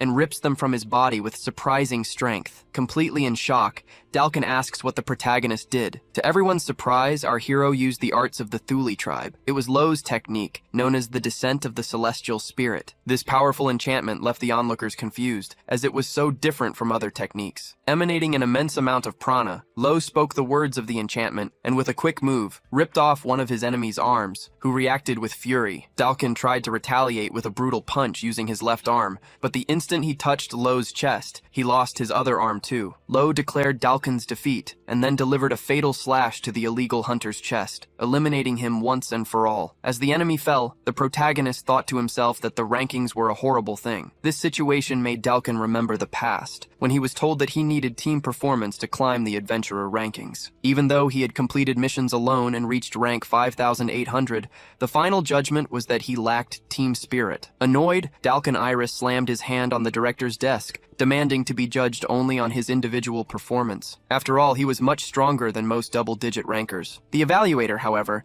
explained that the rankings and their criteria couldn't be changed, and that, as a member of the evaluation department, he couldn't promote him. He mentioned that there were exceptions and special cases for certain rankings, like the kid who had just become number 2 being an expert at playing solo. However, the evaluator made it clear that Dalkin Iris didn't fit into any of those exceptions. If it were today, Dalkin would have beaten the evaluator to death. He was very angry because, although it didn't seem like it, he worked really hard. For a ranker, their rank is their ultimate dream, and it's no exaggeration to say they live to climb higher. With no choice, he ended up meeting Ryu, from rank 4,600 and a girl from rank 5,000. They both knew Dalkin was in a hurry, but they considered it an honor to be on a team with a 3-digit ranker, so he had to form a team with those he considered small fry. The real reason for his lack of team spirit was his overwhelming superiority. No matter who he teamed up with, his companions always got in his way, a factor the evaluation department completely ignored. One day, they encountered a griffin, and while the other two were in shock, Dalkin defeated the creature with a single punch without even breaking a sweat, ending the mission instantly. He noticed that since joining the small fry, the encounters with magical beasts had increased, and although it wasn't hard to defeat them, he was surprised by the frequency. One night, he saw his 2 companions sneaking through the forest and discovered the truth. They were stealing a bunch of luxury items. The pair would research in advance where large beasts appeared,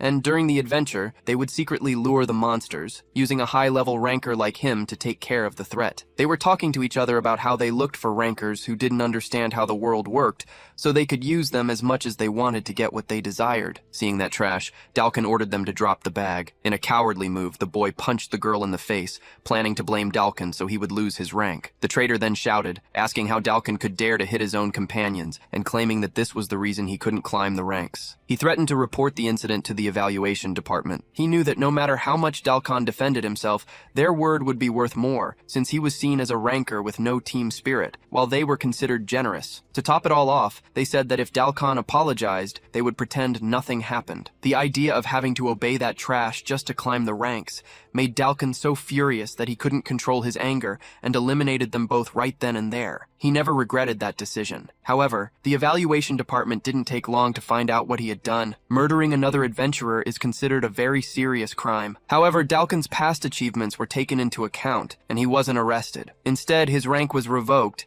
and he was banned from registering again for 3 years. Selling everything he had in a fit of rage was the trigger for his downfall. By the time the waiting period was over and he could register again, Dalkin had already given up on everything, trying to make money any way he could, and just living recklessly. It was right around then that a shady dealer made him a strange offer. Rosso Cruel gave him the idea of buying a rank. Driven by revenge at the time, Dalkin ended up accepting the offer. He desperately wanted to destroy the ranking system and make the evaluation department, which hadn't recognized him, regret its decision. He knew that one day, our hero would also experience that same feeling, the hopeless pain of a ranker who had hit his limit. After this tough battle, our hero came out victorious. Right after the fight, the girl asked where the protagonist was going. Even though he was exhausted, he replied that the mission wasn't over yet, because they needed to capture Rosso Cruel. Only then could she get closer to discovering who controls the ranking of the worst. Extremely motivated to help her, he was getting ready to leave, but the girl ran up and hugged him from behind, insisting that he shouldn't do it now. She argued that in his current state, even she could defeat him, and told him to wait for the next opportunity. Our protagonist tried to argue, but she said that just finding a ranker willing to go so far for her was enough for now. Overcome by exhaustion, he apologized and collapsed on the ground unconscious. The girl was the first to wake up and rushed to report what happened to the evaluation department. Later, when he woke up, he helped with first aid even though he was injured. He believed that as long as he could move, it was worth using his power. While he slept, the protagonist had a very long dream where he saw his parents back when he was just a baby. His father said that things were imprinted on one's prana and heart,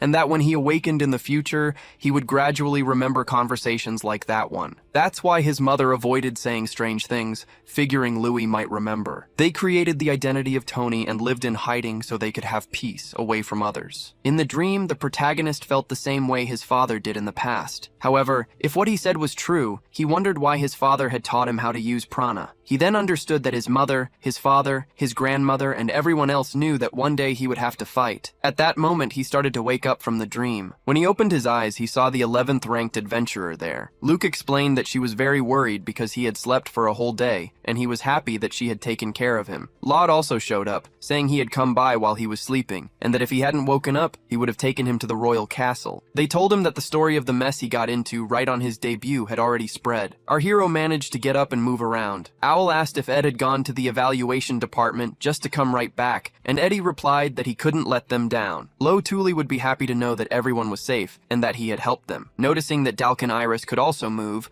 Laud released his restraints, warning him that it would be a waste of time if he tried anything funny. Then, the members of the department started to take him away. As Dalkin was being escorted away, Laud wondered how he had lost his 2 arms. They didn't look like they had been cut off, but rather erased from existence. Laud had never seen anything like it before. He knew that to cause that kind of damage, even the number 1 ranked knight wouldn't escape unharmed. He started to think that Lo Thule must have an ace up his sleeve. Meanwhile, Luke suggested that as soon as our hero's wounds healed, he should register for more rankings. She explained that rankings help with self-analysis. She used Dalkin as an example, who preferred close-quarters combat because he knew no one could beat him in brute strength. Therefore, registering for various rankings would help him better understand his own strengths. Luke added that the evaluation department had facilities that could measure all kinds of abilities, and she would show him everything once they reached the royal castle. Far away, in the deep, dark parts of the forest, Rosso felt one last strange ripple of prana. He reflected that the boy, after hiding for all those years, had appeared as if it were the most natural thing in the world. Rosso wondered if maybe he was drawing attention on purpose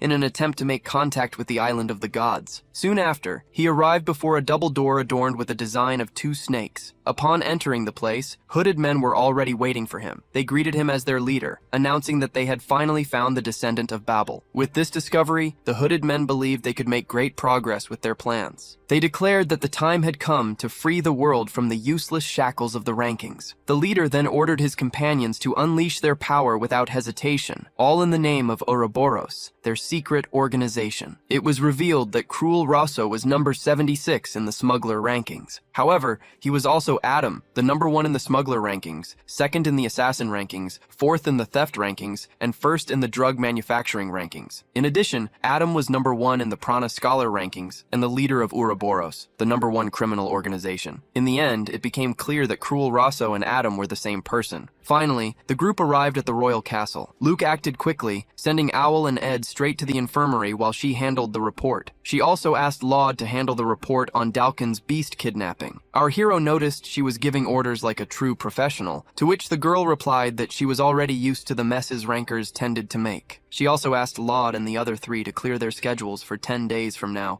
as they would be updating their rankings. Hearing this, Owl and Ed were extremely happy, expecting good results. While they were recovering, Luke wanted to talk to the protagonist about the royal horn. She explained that when the evaluation department takes a magical beast under its protection, it needs to assign a guardian. If possible, she wanted him to be the one. He didn't mind, but he asked why she didn't just take care of the beast herself. Luke clarified that the evaluation department had a lot of bureaucratic restrictions, and since the royal horn was going to grow very large, the department's facilities would become too cramped. As an evaluator, she wouldn't be able to take it for walks, but our hero, as an adventurer, could take it outside whenever he wanted, which would be great for the wolf. Grateful, she asked him to give the beast a name. Our hero decided to name him Ralph. When Luke asked if there was a story behind the name, he said that when he was little, a very brave man in his village faced a red grizzly bear all by himself, so he borrowed his name. Then, he thanked Luke for saving him during the fight with Dalkin, and asked Ralph to take good care of her from now on. He then petted the wolf's head, which responded with an affectionate gesture. With Ralph now under the protection of the evaluation department, the protagonist could visit him whenever he wanted. After that, he went to the infirmary, where Owl Darkus and Eddie were already recovering. He felt his ranking had started to climb, and wondered what position he would end up in. He felt busy and was finally understanding how other rankers felt. Suddenly, the nurse entered the room and asked everyone to be quiet, promising that if they obeyed, she would heal any wound in 10 days. The condition for being healed, however, was to follow her instructions to the letter. The doctor in question was Clara Save, ranked 14th, who immediately told our hero to lie down. She scolded him, saying that ranked adventurers were idiots for walking around with open wounds. This started a little competition between them to see who would heal first, which made Clara extremely irritated, and she told them all to shut up. Suddenly, the bandages on their bodies seemed to take on a life of their own, wrapping around them tightly. Clara Save's healing ability was undeniable, and in an instant, everyone was completely recovered. During the recovery period, Luke visited them a few times, but she seemed very busy, probably swamped with work. The evaluation department was known for being the most rigorous and impartial institution in the world, and it was clear that Luke was working incredibly hard. In a scene in her office, she commented to her secretary that the evaluations were complicated and required some tough decisions. She then asked her to contact a prana scholar named Layla, because no matter how much they searched, they couldn't find any information on a tribe called Thule. 10 days later, everyone gathered in front of Luke for their ranking update. She explained that to update a complex ranking like an adventurer's, they had to rent an entire room to process a mountain of data. This involved cross-referencing information with every other type of ranking. Normally, several people worked on this, but to everyone's amazement, she revealed that she did almost all of it herself, with a friend only helping for a short time. They were in shock, since the adventurer ranking was famous for its complicated process. The fact that she had updated all 3 of them on her own proved just how competent she was as an evaluator. Luke simply said that it was her job and got straight to the point, starting the update. First up was Al Darkus, who was ranked at 6,300. She pointed out that during the forest patrol, he had cornered Dalkin, a violator of the ranker's law, demonstrating exceptional cunning and strategy. His strategic thinking, even with a makeshift team, and his leadership were decisive. Considering all of this, Owl Darkus's new adventurer rank was announced as 2,067, an impressive climb of over 4,000 positions. Next was Eddie Markman's turn, who was ranked at 6,700. Luke praised his great performance during the Azaban Forest Patrol,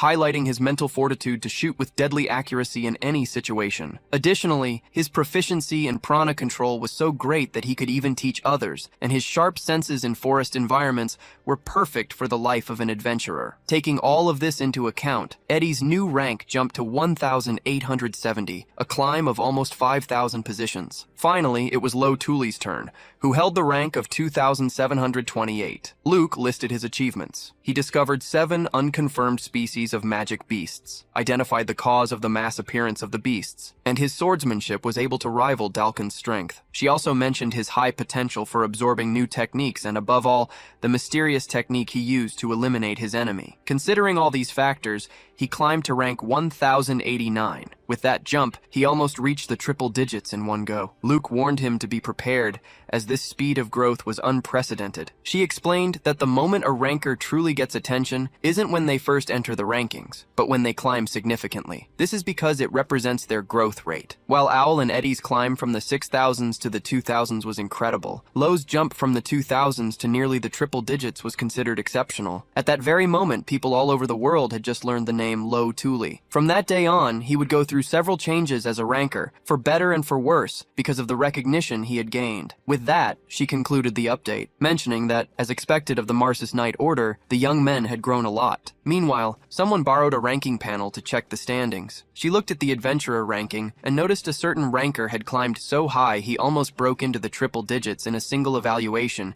even though he'd stolen a swordsmanship style. Realizing this, the girl got furious, but she quickly apologized for the damage she'd done, admitting she got a little carried away because of that boy. Lo then found out there was a place like that in the evaluation department. They arrived at a giant facility that was the department's pride and joy, a place known as the Challenge Room. Inside, some people were studying intensely while others were hitting punching bags with all their strength. Luke took this chance to remind him of something she'd said before, that it was a good idea for Lo to register for multiple rankings. She explained that in the challenge room, it was possible to measure a ranker's various skills and find out their position on the spot. Since it was an extremely valuable facility, only found attached to the major evaluation departments in each country's capital, it made updating simple rankings very easy. Lo understood that there were easy-to-update rankings, like the search ranking he updated with the rank cell the other day, and more complex ones like the adventurer ranking, which required a visit to the department, Luke continued, clarifying that the easy-to-update rankings had tougher competition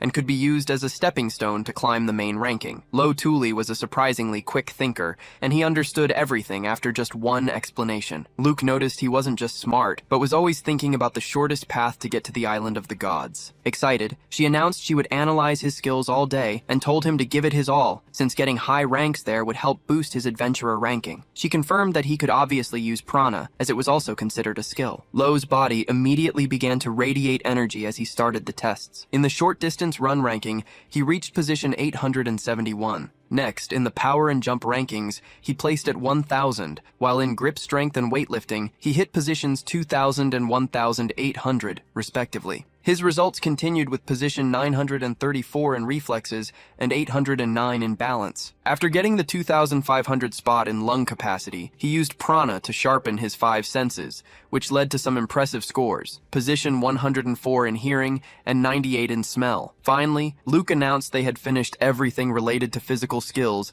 and would now move on to the resistance rankings, which took longer. As Lo walked by, several people praised him, recognizing him as the adventurer who had jumped into the thousands all at once. He noticed he was drawing too much attention for getting such high ranks, but Luke warned him to get used to those stares, given his ultimate goal in life. From a distance, the white-haired, red-eyed girl from before was watching him strangely. Luke commented that Lo's sensory rankings were very high, and he explained it was because he learned to use prana on his senses with Ed. She agreed, mentioning that there was also a natural talent for prana, and that for someone like him, sharpening his senses, seeing far, and moving fast came naturally. She compared him to a wild animal, but she figured his muscular strength didn't seem to have much room to grow. Considering his high ranks in the short sprint and reflexes, Luke concluded that he should focus on agility. "That's a tough call, but a wise one," said Director Gran, who appeared out of nowhere. He greeted Luke, happy to see her after a long time. Luke explained to Lo that the director was a very important person, and the two of them immediately bowed their heads in respect. The director, for his part, joked that good manners didn't earn you any points in the adventurer rankings. Lo felt like he'd heard that phrase somewhere before, and soon the explanation about the man came to him. Gran was the director of the Trashista branch of the evaluation department, an organization that got rid of hierarchies to keep things fair, making most positions equal. However, Mr. Gran was a rare exception. He was an amazing person, and a famous talent scout in the city, responsible for overseeing an incredible number of top rankers. That's when Lo remembered hearing the same phrase from Laud. Realizing Gran was also the one who updated his rank to its current position, Gran humbly said he wasn't such a great evaluator, and that in fact, he was the one responsible for Dalkin Iris. That's why he came personally to apologize and express his gratitude. He praised Lo Tuli, ranked 1,000th, as a new generation ranker who had achieved incredible feats, and thanked him for stopping Dalkin. Gran then informed him that the investigation into why Dalkin fell was complete, revealing that the members of the party he formed had tried to set him up. It turns out the duo was constantly throwing extravagant parties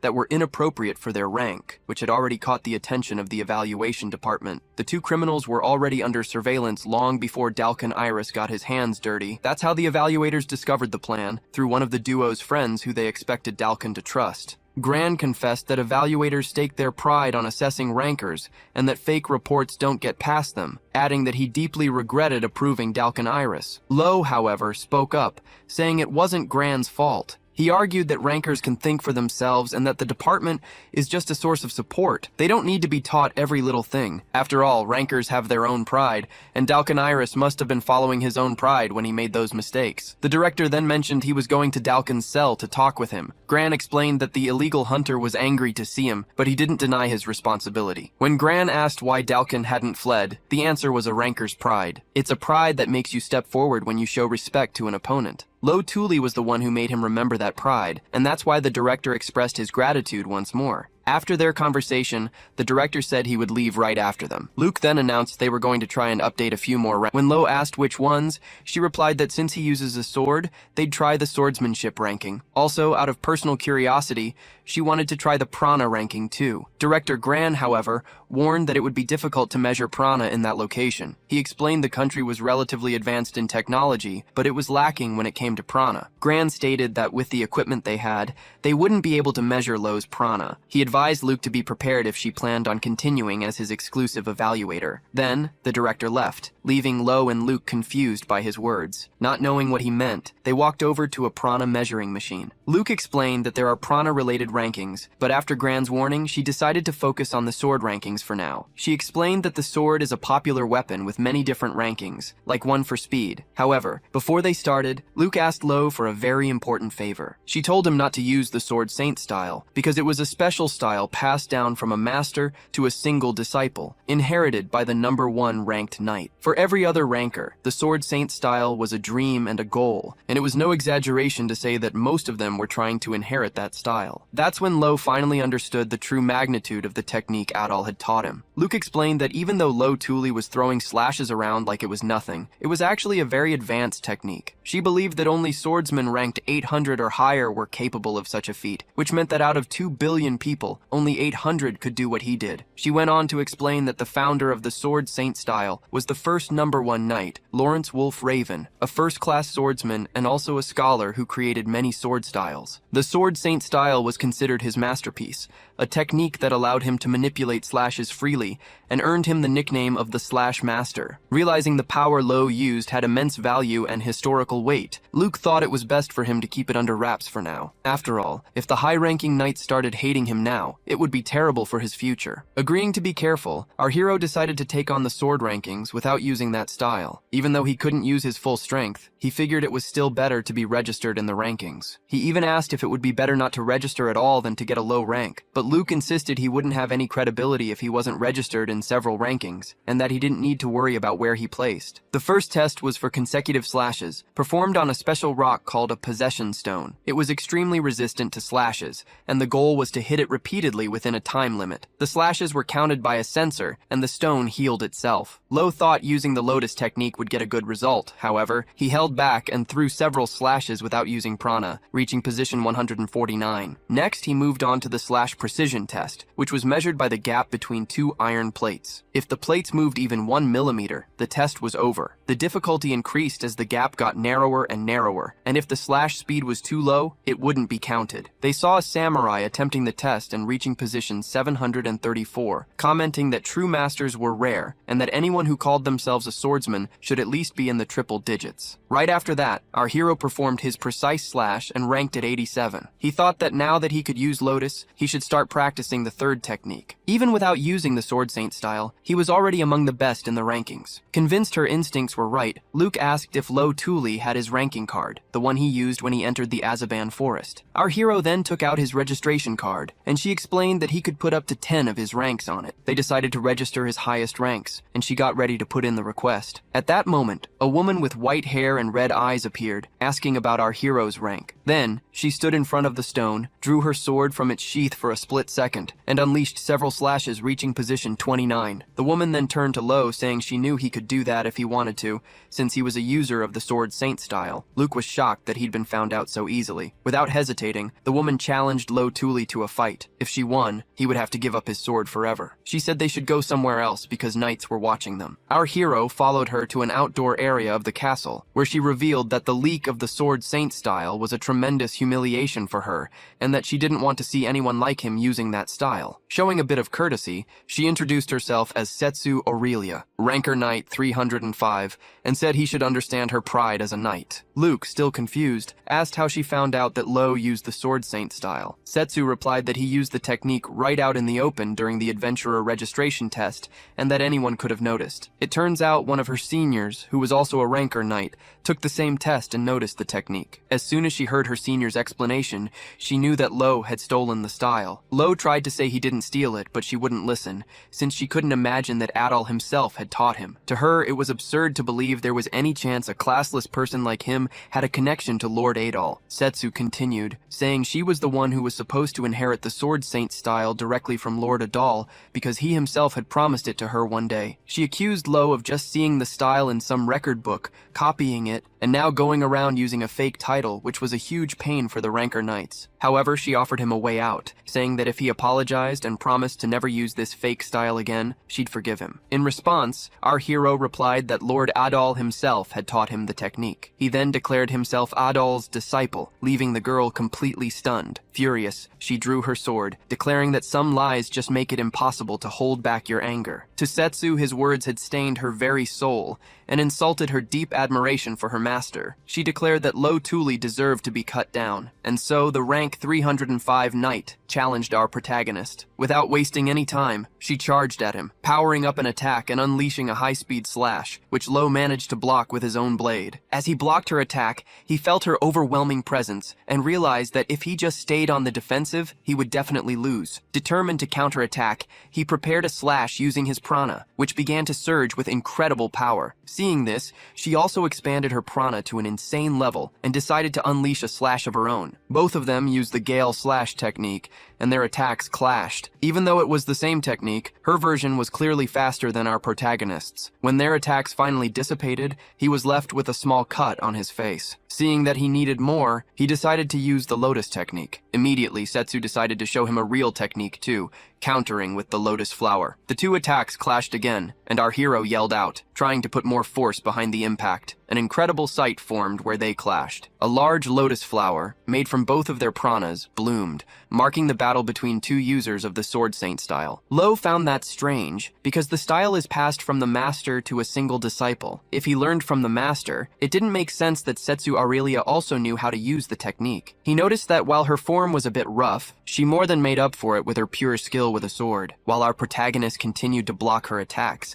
Setsu wondered if what he said was actually true, but she preferred to believe Lord Adol's word. She then taunted him. She reminded him that she'd already beaten him with the Gale Slash and the Lotus Bloom, and asked if he was going to use Furious Rupture next. Our hero, however, admitted that he didn't know how to use that third technique. She couldn't believe he only knew two of the style's techniques, and still had the nerve to call himself a disciple. Lo knew that at 17 years old, the same age as her, his rank was far lower in almost every way. With his current rank and power, he couldn't beat her with his sword alone. Realizing this, he started to release a huge amount of prana to use another power. He then began to recite the words of his Gentle Breeze and Scattered Cloud spell, leaving Setsu in shock to see a rookie ranker like him using incantations. To her, his growth rate in the rankings was unnaturally fast, and it was frustrating. Determined to take him down in a single strike, she made her move. Setsu believed that whatever skill he had would be useless against her speed. She wanted to defend the honor of the knight, Adol, right then and there. She began to prepare her own spell, aware that incantations were a special power that only the chosen could wield. If he could really use that, it meant he was incredibly strong. The instant our hero opened his eyes, his prana flaring as he finished the spell's final words, she attacked with a Gale Slash to stop him. The attack shot towards him like a tornado, but it passed right through him. He had activated a physical type divine art to reach the celestial spirit. He was completely unharmed by the attack, leaving Setsu in shock as she wondered if it was some kind of defensive skill. Even though the prana around his body seemed like impenetrable armor, Setsu had a weird feeling about his attack. Her instincts warned her not to advance. In the blink of an eye, our hero rushed at her. He held his sword with both hands and unleashed a slash that she managed to dodge, even though his movements hadn't changed. Determined to end this before he pulled something even crazier out of his hat, she prepared to use her third technique, the Furious Rupture. However, before she could even attack, our hero already had his own strike ready. She was shocked to realize he wasn't even going to try and block her attack, knowing there was no way he could withstand a blow like that. Then, he unleashed his existence-erasing aura and slashed at the girl. Terrified, she watched as he stopped the sword right above her head, deactivating the enchantment and his prana as he declared that he had won the duel. Right after that, Luke declared him the winner. The girl fell to her knees in shock, unable to believe she had lost. Immediately afterward, our protagonist collapsed on the ground, completely exhausted. He said he was fine, but his body wouldn't move, revealing that the enchantment had a very heavy cost, even though it only lasted for 5 seconds. Hearing this, Setsu wondered if he had also collapsed in the fight against Dalkan Iris because of the enchantments, and not his injuries. The girl then burst into tears, telling Lord Adol that she had lost the fight, and asking why he gave the Sword Saint style to a man like that. Luke approached and asked if she could call her Setsu. Luke politely explained that while Ranker Knights idolized the Sword Saint style, Setsu might have been too rash for attacking someone like that out of the blue. Curious, Luke asked if she had a special reason for being so obsessed with the Saint's style. The girl confirmed that she did, as she considered herself the only disciple recognized by Lord Adol. She explained that back when her ranking was completely stagnant, he appeared and secretly taught her swordsmanship, just one time. At that moment, she was sure that Lord Adol wanted to pass the Sword Saint style onto her. Luke was shocked, and Setsu Aurelia explained that Adol is famous for never taking on disciples, which made her think she was the only exception. She believed that her talent had been recognized by him and that Lord Adol was waiting for her. Motivated by this possibility, she worked really hard, defeating more and more monsters, and even kept a picture of him in her pendant. Luke then realized she had been led on and became unbearable because of Adol. When Lo Tuli finally got up, even with his body feeling heavy, he stated again that he wasn't lying about the knight. He told the truth about becoming Adol's disciple and learning everything about the Sword Saint style directly from him. The girl admitted that it was impossible not to recognize Lord Adol's sword and that his style was the real deal, unlike hers, which she only learned by watching from a distance. She thought she had something different, that it wasn't the real style, but a technique she had copied perfectly just by watching, which was an incredible feat. It was Setsu Aurelia who proposed they bet their swords. She said that if he told her to give up her sword, she would stop being a knight that very day. Luke intervened, saying she didn't have to go that far. Setsu Aurelia agreed that anything else would do, and that he had the right to demand whatever he wanted, promising to accept. Our hero got a little shy, thinking about what to ask for. After thinking for a long time, he said he had decided, but she interrupted him, warning him not to make any weird requests about touching her body. He replied that he had no reason to want something like that, which made her a little upset. Finally, he revealed that he had 2 requests for the girl. The first was for her to help him raise his adventurer rank. The second was for her to teach him the Sword Saint style. Setsu Aurelia was confused, arguing that he should know the style better than she did. He argued back, saying he only knew how to use 2 techniques and that his skills were still weak. In turn, he thought it was incredible that she had managed to copy the style to that level just by watching. The girl replied that even if it was an imitation,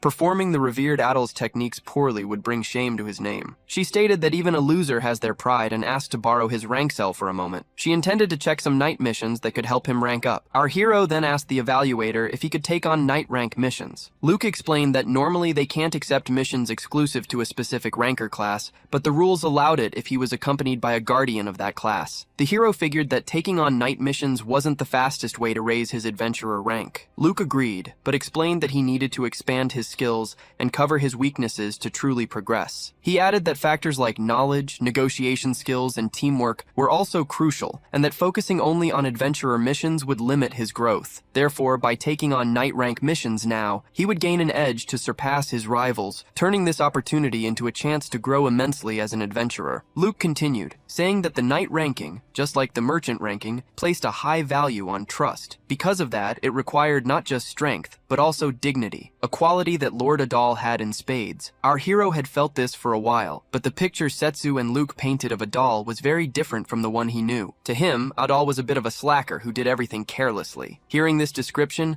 Setsu Aurelia got really angry and immediately disagreed. Luke also stepped in, stating that Adol was a man of impeccable conduct. After all, he was the greatest of all knights. To prove his point, Luke mentioned that Adol was ranked 5th among trustworthy leaders, a position you couldn't reach with swordsmanship alone, and that he was highly respected by everyone. He recalled an interview where Adol, after saving a village from monsters, said a memorable line. He said that protecting the people is a knight's duty, and their peace is the pride and weight of their swords. Setsu added that she remembered the date and all the details about that quote. As they spoke, the protagonist realized he had no idea what Adol had been up to. Their paths had become very different after they left the village, and even during training, Adol never talked about himself. He then wondered what his old master was doing at that very moment. The scene changes to a village being destroyed by a horde of monsters. In the midst of the chaos, a little girl was crying while looking for her mother, until she came face to face with a giant snake. At the last second, a knight appeared and defeated the monster,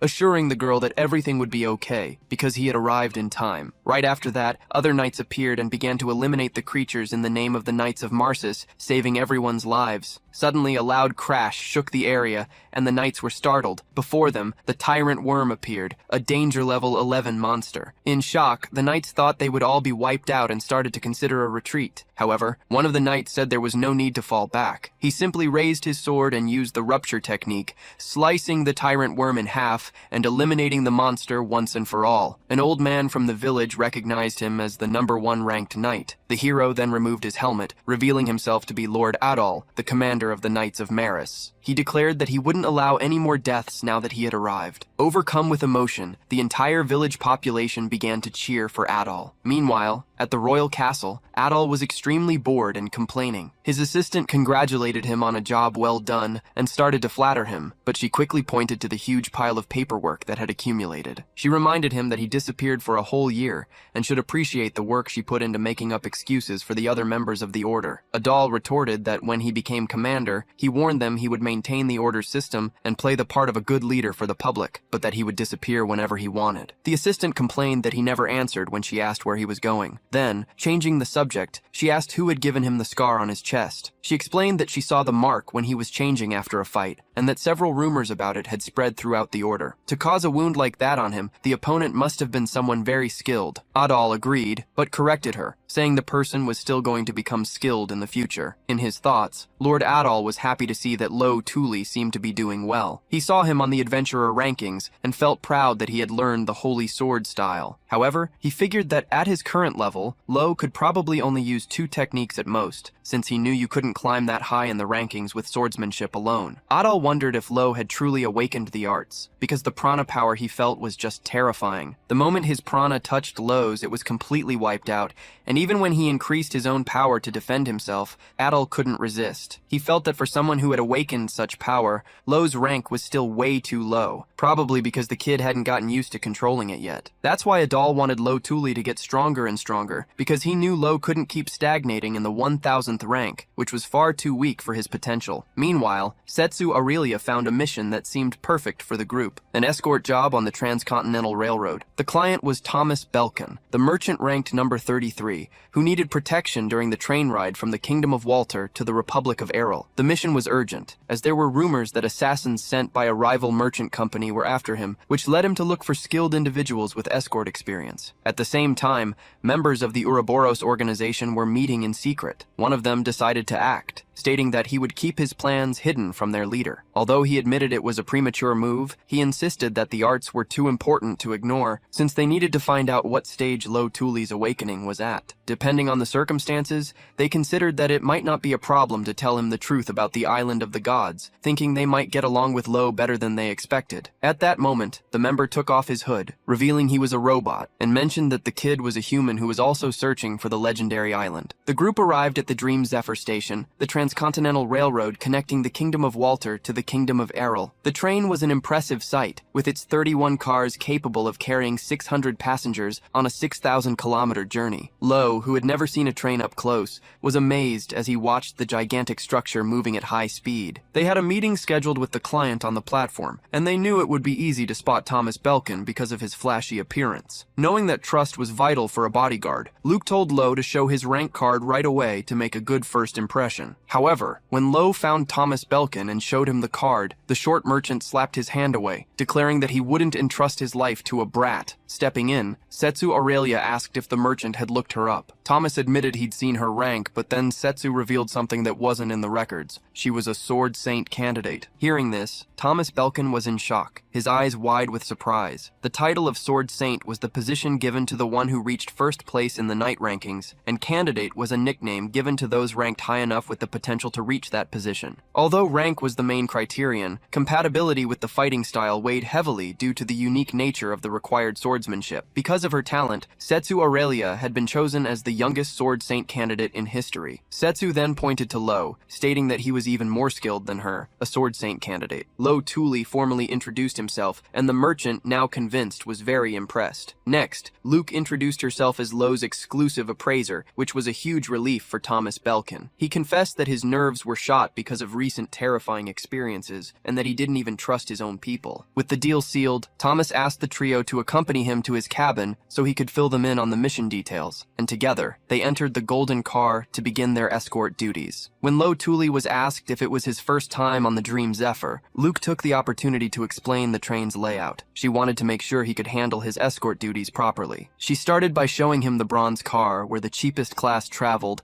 and pointed out that their destination was the gold car, located further up front. In the opposite direction, at the very back of the train, was the pet area. Between the two ends, there were 2 public restaurant cars, 2 department store cars, a library car, and 6 silver cars. These were used by people a little wealthier than those in the bronze class. The train also had a large public restroom, a hospital, a garden, a swimming pool, and a luxury restaurant. Finally, they arrived at the gold car, which housed a casino and the driver's cabin. Luke explained that tickets for this area were extremely expensive, so only the very rich could afford them. She told them they could use the room next to Thomas Belkin's. Once they were settled in, Setsu Aurelia got straight to the point and asked Thomas about the enemy they'd be facing. The merchant revealed it was a rivalry involving one of his company's lifelines. When Setsu asked if he knew the Laude company, the merchant realized they had done their homework. He understood they already knew part of the situation. Thomas Belkin then confirmed that their job was to deal with the assassins sent by the Laude company. Setsu noticed he was being evasive, as if he was hiding something, and asked him how long he'd been a target. He replied that it was a recent development, and that the enemy's goal was to make him fail in his business dealings in the Republic. However, when it came to the details of the business, he asked them not to ask too many questions. He preferred not to talk about it, even if it wasn't a trade secret. Next, he asked them to watch the outside of the car while he checked the room. Once they were alone, Setsu commented that Lo was climbing the rankings at an unprecedented speed. While that was impressive, she warned that it was also a weakness, since he was still inexperienced. This would be his first time fighting an assassin, and she reminded him that a ranker can't let his guard down, not even against weak enemies. Lo admitted there was so much he didn't know that his head was spinning. Luke understood, reminding him that he'd only just arrived in the capital. Curious, Lo asked how the car door had moved automatically. Luke explained that the mechanism worked with electricity, a special type of prana. She explained that their destination, the Republic of Helio, was one of the leading nations in prana research. They had the technology to convert it into energy. The Dream Zephyr itself was built with that same technology. She also mentioned that the evaluation department had similar doors, which were also supplied by the Republic of Helio. Hearing this, Lo realized just how big the world really was. He remembered that his sister Yuna would have loved to go there, and he wished she could be there with him. Interrupting his thoughts, Luke said there was something important to consider. If they went to the Republic of Helio, they might find out something about the Island of the Gods. She confessed that during her investigation for the ranking update, everything was too uncertain, and she found out almost nothing. The fact that the department also knew nothing about the place was a rare occurrence. Luke pointed out that there were two big unknowns involving Lo Tuli, the Island of the Gods and his own origin. She suspected this wasn't a coincidence, but inevitable. She suggested that his contact with the island might be the cause of his special arts. To reinforce her point, she asked if he remembered what Gran had said about the Republic of Helio being a nation capable of analyzing prana with precision. The idea of finally getting his prana analyzed made Lo eager to get there. Luke agreed, saying it was a fascinating country that could change his view on magic. Suddenly, the atmosphere changed. Everyone felt a presence at the same time, and Setsu immediately ordered them to act normal. With little time left before the train's departure, they realized this was when the enemy would make their move. Lo wondered if the assassins were about to attack. Just as the captain was announcing the train's imminent departure, welcoming everyone aboard the Dream Zephyr, a bizarre tremor suddenly shook the car. The unexpected jolt made Lo stumble, and that loss of balance saved his life. A knife slashed through the exact spot where his head had been just seconds earlier. If it hadn't been for that involuntary movement, he would have been taken out right then and there. The assassin spun his knife with precision, remarking that the kid was lucky, but promised there wouldn't be a second chance. Emanating a huge amount of prana, he lunged forward again, preparing a second fatal attack, and declaring that Lo couldn't do anything from that position. In response to the charge, Lo threw a hunting dagger at the man, who dodged it easily. Taking advantage of the distraction, Lo used a feint to get under the assassin, landing a powerful punch to his chest before he could react. Then, he caught his sword in midair and set his stance, facing the enemy without fear. The assassin didn't hesitate and launched into a brutal assault, but Lo blocked the blow with the blade of his sword. The enemy then leaped over him, used the ceiling to gain momentum, and came back with a swift attack with his knives. Despite the speed, Lo managed to dodge two simultaneous strikes, realizing the attacks were repeatedly aimed at his solar plexus. Spotting an opening, he seized the moment and delivered a final blow that knocked the attacker out. Before he could even speak to Luke, Lo sensed the presence of two more enemies and immediately ran toward them. When he got there, he found Setsu Aurelia, who had already taken out the other two assassins. She commented that the attack happened very quickly, and noted that while the enemies seemed afraid, their movements were extremely aggressive. Given how dangerous the situation was, Setsu suggested they temporarily halt their journey. However, Thomas Belkin refused the suggestion, stating that his business couldn't stop. Faced with his refusal, Setsu decided to dispose of the attackers discreetly so as not to delay the train's schedule. She threw the bodies out the window, realizing that's how they had gotten in. Setsu admitted it was a brutal method, but a necessary one, since there was no time to interrogate them or keep them under guard. The solution was to simply get rid of them, and she even commented that people with that skill level wouldn't die so easily. Soon after, the group met with Thomas Belkin for a strategy meeting. When asked about the assassin's level, Luke estimated they were around rank 500 in the crime rankings, which indicated a lot of combat experience. Additionally, they showed a flexibility comparable to a rank 300 knight. However, Luke felt they weren't that good in a direct confrontation. The assassin Lo faced, for example, was off balance. If he had been more stable, he could have been much more dangerous. She warned about the risk of more surprise attacks, stating that stronger enemies were likely still to come, but she believed they could handle opponents at that level. Next, Luke explained an important concept known as the digit barrier, a technical term among rankers. She detailed that in any ranking, there's a huge skill gap at the digit boundaries, like between the 10th and 9th positions, or between the 100th and 99th. Even though the number only changes by 1, the jump in power is immense. The most accepted theory for this is that many rankers push themselves to the limit to cross these boundaries, creating a chasm of skill. To put it in context, she pointed out that Lo Tuli was at rank 1089 in the adventurer rankings,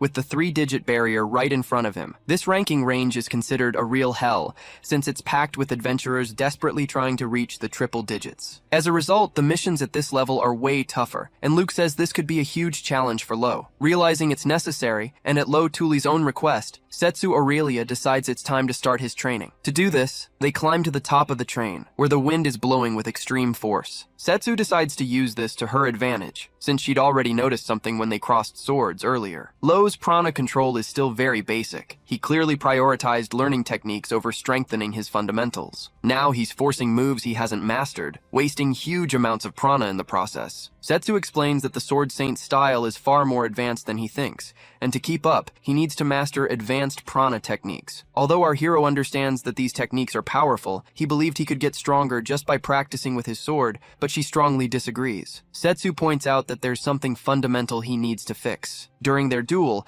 he let his emotions take over, and his movements lacked clarity. To prove her point, she suddenly disappears and reappears behind him in the blink of an eye, placing her sword at his throat. She then explains that what she just did is the foundation of the Sword Saint style. It's a storm of strikes so fast they're impossible to see. That's the true essence of the style, but Lo Tuli is still way too slow to pull it off. However, she claims that if he follows her instructions correctly, he'll be able to use the third technique, an explosive and extremely difficult skill known as the Raging Rupture. Setsu reveals that what he's learned so far is just the basics, and that the more advanced techniques have an insane jump in difficulty. With a hint of frustration, she admits that even she hasn't been able to master them completely. She only copied the style by watching, without ever reaching its perfect form. Still, she recognizes Lo's potential. Even though it's incomplete, he's already using the true style. This fact both bothers and motivates her. With the strong wind blowing on top of the train, the two of them finally take their stances, and the training begins for real. Setsu mentions that the technique is special even among the Sword Saint styles. She recalls that Lord Adol used to say its applications were limited, but it allowed the user to take down many enemies at once. The mention of his master makes Lo Tuli pay even closer attention. He vividly remembers when Adol used his prana to unleash an insane slash. The sight of that man slicing through an entire mountain had left Lo completely in shock a year ago. He thought about it all the time because in that moment, Adol didn't seem like an ordinary human anymore. Setsu Aurelia's first lesson begins in a completely unexpected way. She simply takes out a rope she had bought at a shop, prompting Lo Tuli to ask if she plans on tying him up. She says no, and then gives a demonstration, tossing the rope far away with a simple motion. Setsu then says that if he can do the same thing, the lesson will be over. Feeling confident, our protagonist tries to copy the move, throwing the rope with all his might. But to his surprise, it comes right back and smacks him in the face, pushed back by the relentless wind on top of the train. Setsu Aurelia explains that's exactly why he needs more speed and control. Since the rope is so light, it requires an absurd amount of precision to cut through the wind. She then continues her lesson on prana, saying that it gets stronger the more it flows, and can take on the force of a river or a waterfall. The goal is for Lo to channel this energy wherever he wants, like his hands, feet, or eyes. He has to do this without losing stability, even when he's using his maximum power. Our wild ranker then tries again. This time, he focuses prana into his arm and throws the rope, but it still doesn't go very far. Setsu Aurelia immediately points out that it's a mess, explaining that prana originates from the center of the chest. Because of that, he needs to learn to control the time it takes for the energy to reach the ends of his body. Lo tries again, now increasing the amount of prana and concentrating as hard as he can, but Setsu stops him right away. She says that's exactly what he shouldn't do, and scolds him for continuing to use only brute force. Setsu warns that he'll never learn the correct technique that way, and that using prana so uncontrollably could actually make him unstable. She then breaks down the problem for him, detailing the specific flow he needs to master. By that point, Lo had already used an absurd amount of prana. Setsu calculates that if the amount needed to pass the lesson was 1, he was spending 10 to break through. Even for someone with his reserves, that isn't sustainable, and if he keeps it up, he'll run out of energy quickly. The real goal of the first lesson is efficiency and prana control, not just releasing large amounts of power. Lo, however, argues that he doesn't run out of fuel, claiming he can use much more prana than that without getting exhausted. Faced with his stubbornness, Setsu Aurelia changes her approach. Since he insists he won't run out of energy, she challenges him to release all his prana at once. Our protagonist doesn't hesitate for a second and starts to release his aura. Instantly, an absurd amount of prana explodes around him, distorting the very wind blowing on top of the train. Aurelia is in complete shock. Even though she was expecting something big, this surpassed all of her expectations. Inside the train, Thomas Belkin and Luke feel the impact of that energy release. Right before a massive boom comes from the top of the car, Luke immediately recognizes that aura, noticing that the amount of prana was even greater than before. She realizes, surprised, that Lo Tuli has gotten stronger again. Meanwhile, hidden among the passengers, one of the assassins also feels that overwhelming presence and goes on high alert. He realizes there's a monster on this train, someone with an absurd level of prana, comparable to a single-digit rancor. The assassin also reflects that there are only 12 hours left until the next phase of the operation, and that this person's presence could seriously interfere with their plans. Back on top of the train, Tuli's prana completely dominates the area. Setsu wonders how someone with this level of power can still maintain a human form, but at the same time feels lucky, since it would surely deter any enemy. She recognizes that he's one of the world's top rankers in terms of raw prana, and finally admits to herself that Lord Adol's apprentice is, in fact, a monster. Later, Setsu talks with Luke, relieved that they've finished the first stage of the training. She explains that the plan consists of 3 lessons, and that, starting the next day, the second part will be even more brutal. Noticing that Thomas Belkin is still in his room, she comments on his prana, mentioning that few people can truly use it. Then, the topic shifts back to Lo, and Setsu observes that for a swordsman, controlling prana flow should be basic, but he wastes a huge amount during the day, probably not even using 1/10 of his power correctly. Seeing that they were alone, they switch their focus to business, and Setsu shows Luke a detailed analysis of the target they need to protect. Luke was impressed with the compiled information on Thomas Belkin's personality and tastes, noting that the common practice of hiring knights for protection wasn't just for show. Setsu Aurelia explained that 1/3 of that information was basic knowledge shared within the order, something any ranker from the Marsis Knights would learn. Then, Luke found out that their target, Thomas Belkin, was the 33rd in the merchant rankings, a 46-year-old man and the second-generation president of the Belkin Trading Company. The company was a retail business that operated the Belly department stores. It started out as Belkin Pharmaceuticals, a small company that sold medicine and grew rapidly under Thomas's father's management. Thomas himself continued the expansion, increasing the number of department stores to 8 and making the company the largest of its kind in the country. Hearing all this, Luke commented that he seemed like a good person and an incredible human being. However, Setsu Aurelia countered, saying that he was cautious and had a very short fuse. She believed his initial distrust of their skills was a result of those 2 personality traits. Setsu also predicted that, although he was quiet in his room at the moment, sooner or later he would want to go out again. Taking the opportunity, Luke decided to share the information he'd found on the assassins who attacked them, showing some data from the evaluation department that made a lot of sense. He wondered if the enemies in the fight against Dalkin Iris might have used the rank cell retrieval again. Luke explained that in the forest, because it's a danger zone, there are no transmitters, which prevents communication for security reasons. That's why a special encrypted line is used for ranking updates. General communications, on the other hand, are multifunctional, but have a very short range, and long-distance communicators use simple transmitters. Getting back to the assassins, Setsu commented that the 3 of them were clearly coordinating their actions. The timing of the attack was too perfect to be a coincidence, since they would normally be hired individually. The precise coordination meant they were hired as a team. She explained that while it's hard to identify a single assassin, a team is different. They can be tracked by their area of operation, the skill level of their members, and the makers of the weapons they use. Based on these characteristics, she had no doubt they were from Despada, a group of assassins that held the 49th spot in the criminal organization rankings. Setsu continued her explanation, revealing that Despada is a subsidiary of Desdora, the 6th most dangerous criminal organization in the rankings. Despada's high command consists of high-level ranker assassins dispatched directly from Desdora. She warned that the group should be very careful, as their elite could be on the train, which would make the situation much more difficult than they could handle. Meanwhile, somewhere else on the train, the man from the criminal organization was reading a cipher and saw that the preparations were complete. Sitting near the window, he noticed his companions were intimidated by that prana from before. Although he'd hoped to retire without getting his own hands dirty, he realized he had no other choice. Removing one of his gloves, he decided he would act. This was Jomon Teppel, the 108th in the assassin rankings. The next day, Thomas Belkin came down from his room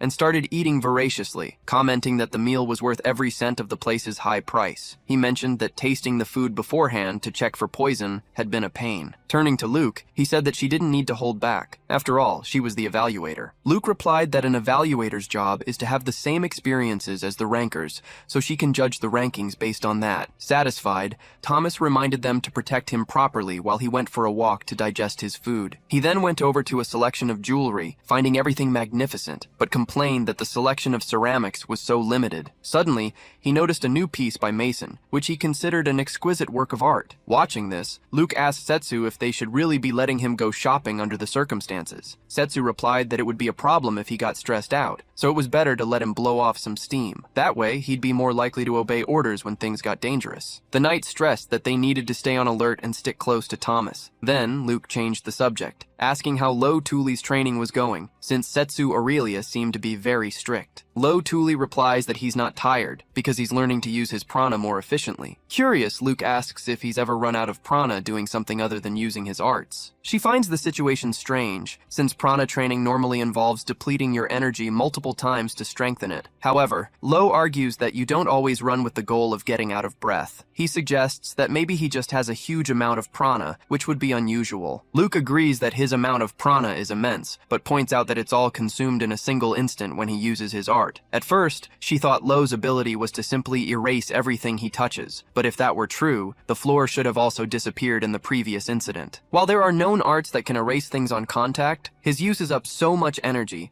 that there must be a much bigger effect to justify that cost. With Lo's permission, she offers a hypothesis. His art could be the ability to erase anything that's inconvenient for him. Lo thinks the idea is a bit of a stretch, but Luke insists that the description perfectly fits what happened. Besides, she points out that the ability doesn't make him invincible, as it comes with severe drawbacks. These include the worst prana consumption she's ever seen, and the fact that he passes out after using it. He can only activate it once and is unable to move for a long time afterward. This means the risk of using the ability can often be greater than the reward. At that moment, Setsu Aurelia returns and notes that the assassins still haven't shown themselves. The protagonist realizes they have no choice but to remain on high alert. Suddenly, the train's lights go out, plunging everyone into darkness. Shocked by the sudden blackout, Lo understands this is the enemy's move to confuse the crowd and make them unable to react. In the middle of the chaos, Thomas Belkin starts screaming.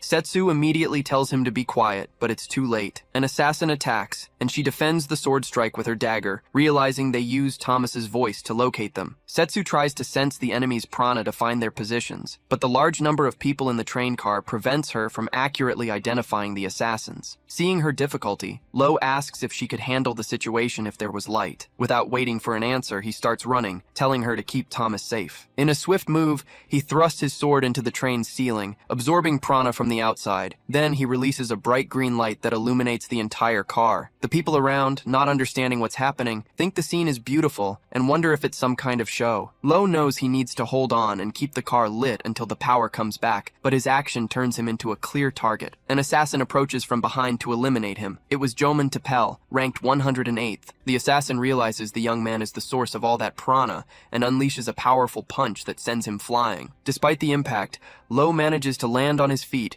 grabbing his sword and pointing it at the enemy, who declares that it's time to hunt monsters. Meanwhile, Setsu Aurelia realizes they've been separated. Another assassin lunges at her with a dagger, and she notices the black-painted blade is part of a well-prepared strategy. She also understands that the most skilled assassins were sent to eliminate Lo as quickly quickly as possible. Feeling underestimated, she gets angry and activates a large amount of her prana. Sensing an attack from behind, she dodges and unleashes a devastating counterattack, instantly eliminating one of the assailants. The remaining assassin watches in shock, realizing she used an art that detonates prana to blow up his companion. In a single instant, Setsu swung her sword 3 times, creating several cuts around her that shone like flakes of light. It was an art that doesn't emit any visible prana. Cautious, the man thinks about buying some time, but he suspects it's a trap. He decides he needs to eliminate her before the train's lights come back on. He recognizes her technique as the Sword Saint's style, an art of overlapping cuts of equal power that maintains a perfect balance. Using her technique, Setsu Aurelia creates a bomb of stagnant slashes that detonates the very moment an enemy gets close. The flakes of light gather and explode into a wave of prana, instantly eliminating the assassin. To Aurelia, the sword style represents absolute invincibility, and in her mind, she's the only one who can use it to its full potential. The scene shifts to a training session where the hero is practicing with a whip. Setsu Aurelia congratulates him on his success and tells him not to forget that feeling. She explains that the technique is called flow. It's something rarely seen at his rank and is more common among elite fighters. That's why she has high hopes for the protagonist, believing that once he completely masters the flow, he'll be able to control his power much more effectively. Back in the present, the hero unleashes his prana as he faces the axe-wielding assassin. The man raises his weapon, analyzing the young man's power flow. Then, the two rush toward each other, their blades clashing. The hero immediately feels something is wrong, and the assassin realizes he knows how to use flow. While defending, the protagonist notices his blade starting to crack until a heavy impact forces him back. Around them, the frightened passengers finally notice that 2 people are fighting in the train car. The 108th ranked assassin comments that the kid has a bright future, but it's a shame he has to end that potential right now. The hero recognizes that his opponent is on another level. He's a strong man and, unlike the hero, is used to using flow masterfully. He wonders if this man is from the Despada elite that Luke mentioned. Determined to fight back, the protagonist grips his sword tighter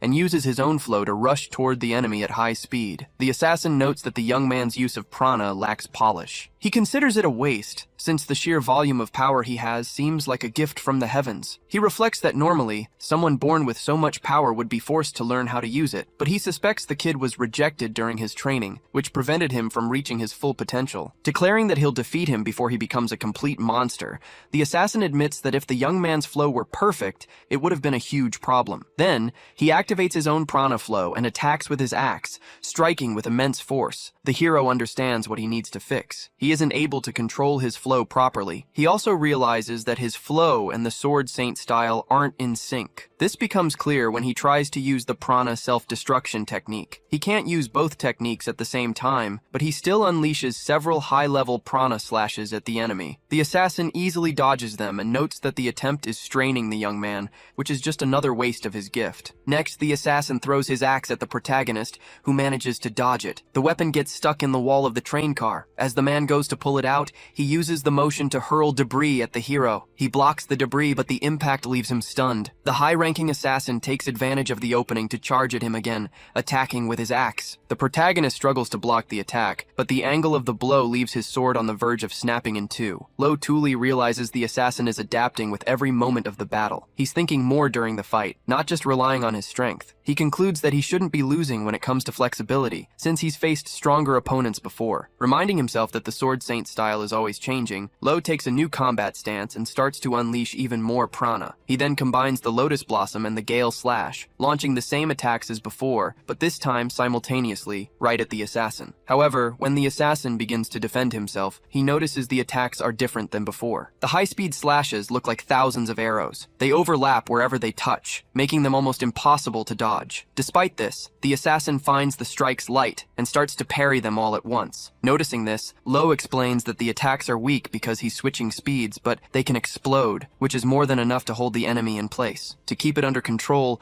he focuses all his prana into a single sword strike. The assassin is terrified by this display of power, and the attack hits him square in the stomach. Confident after the attack, Lo knocks the assassin down with a heavy blow and feels relieved, happy to have won somehow. However, a sudden pressure on his shoulders forces him to the ground. The assassin reveals his axe was coated in a poison that can kill a mortal with a single scratch. At that moment, the young hero remembers being grazed when the weapon got stuck in the wall. He asks for the antidote. The assassin pulls it out of his pocket, only to smash it right in front of him. Lowe's is left in shock as the assassin says it's time for a monster like him to die. Right at that moment, his three companions arrive. They find him pale and realize he's been poisoned. Setsu Aurelia notices that the broken glass on the floor was the antidote, and that the medicine on the train won't work. Lowe then asks the two of them to step back, as he wants to test something. He decides to use his tribe's enchantment, a special art that can detoxify him. He uses the Tool tribe's art enchantment, the Descent of the Celestial Spirit. He focuses all his prana into his body and easily purifies the poison. He survives, surprising everyone with his technique. Soon after, an announcement is made to the passengers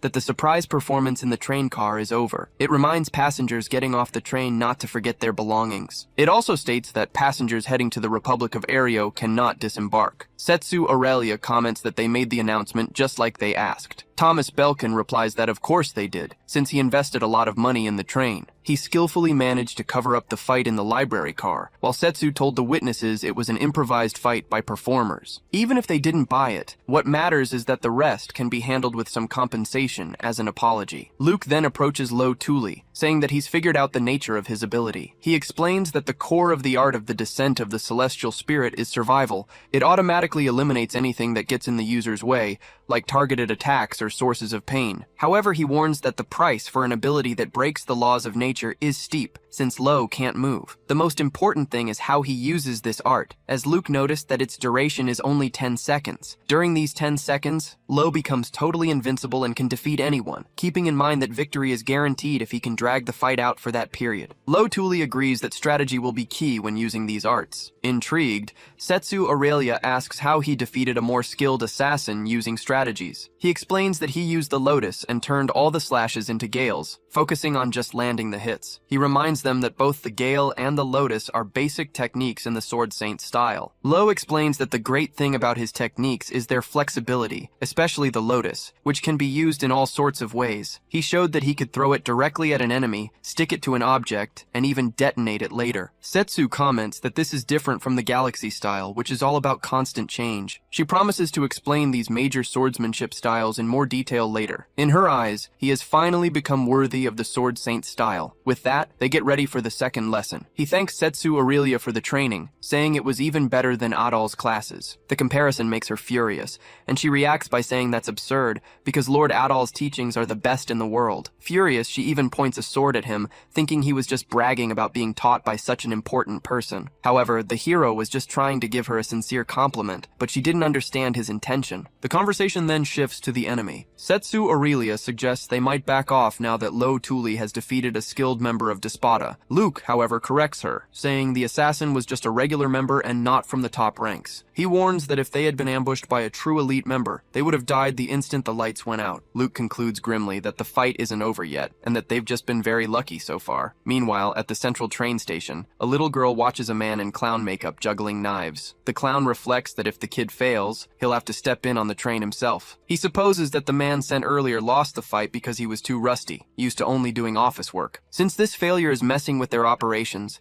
the clown concludes he has no choice but to get on board himself. Suddenly, a gold coin falls to the ground. When a person tries to pick it up, the clown aggressively stops them, telling them not to touch it. He picks it up desperately, commenting that his old habits from his beggar days are coming back, as he survived in the past thanks to handouts. At that moment, a man bumps into him and apologizes. The clown notices the man's exotic face and asks if he's from the Republic. The man, who is wearing a metal mask, confirms that he is and says he's returning home after a long time to see someone important. Back on the train, the hero joins the group, and Setsu asks if he was able to sleep. He replies that he did and that he even talked in his sleep. Seeing that the night passed without any incidents, he asks how far they are from the Republic of Aereo. Luke informs him that they left the central station the previous night and are already halfway there. Thomas Belkin, who has been more cautious since the attack, announces that it's lunchtime and he's going to eat in his room. Seizing the opportunity, Setsu says she has something to say about the assassin Lo defeated. She argues that although he seemed strong,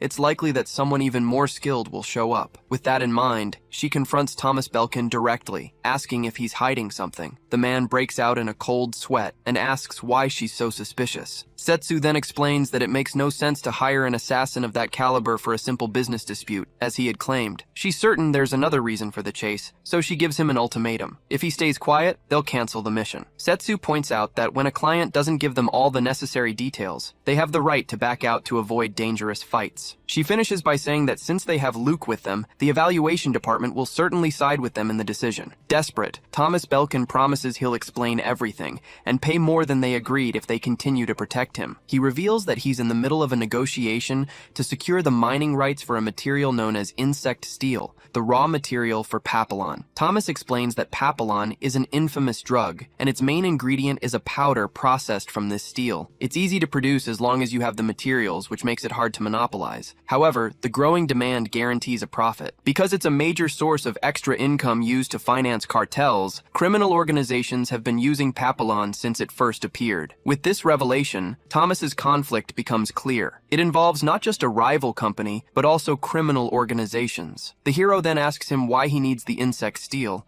and Thomas gets worked up, insisting it's not to manufacture papillon. The sincerity in his voice convinces the group to continue the mission. Setsu realizes that, just like in the Azaban forest, the mission's difficulty is increasing, which in turn raises its rank. She decides to take advantage of this God-sent opportunity, since a high-difficulty mission like this is perfect for raising their rank and earning better rewards. Setsu's personal goal is to raise her rank so she can inherit the Sword Saint's style and eventually take Lord Adao's place as the #1 knight. She believes that if she gets closer to the top, Lord Adao's opinion of her will change. Now that they're companions on the same mission, she decides to resume her training with Lo Tuli. Setsu states that their opponent's combat power exceeded their expectations, so they need to perfect Lo's flow as quickly as possible since he's able to activate it. She explains that he must have already noticed how the flow fundamentally changes combat, and that the goal of the second lesson is maintenance and stability. To do this, she orders Lo to run outside alongside the train, which leaves him in shock when he sees how fast they're moving. Meanwhile, without them noticing, a metallic insect begins to watch their conversation. A robot-like man spots Lo Tuli with 3 companions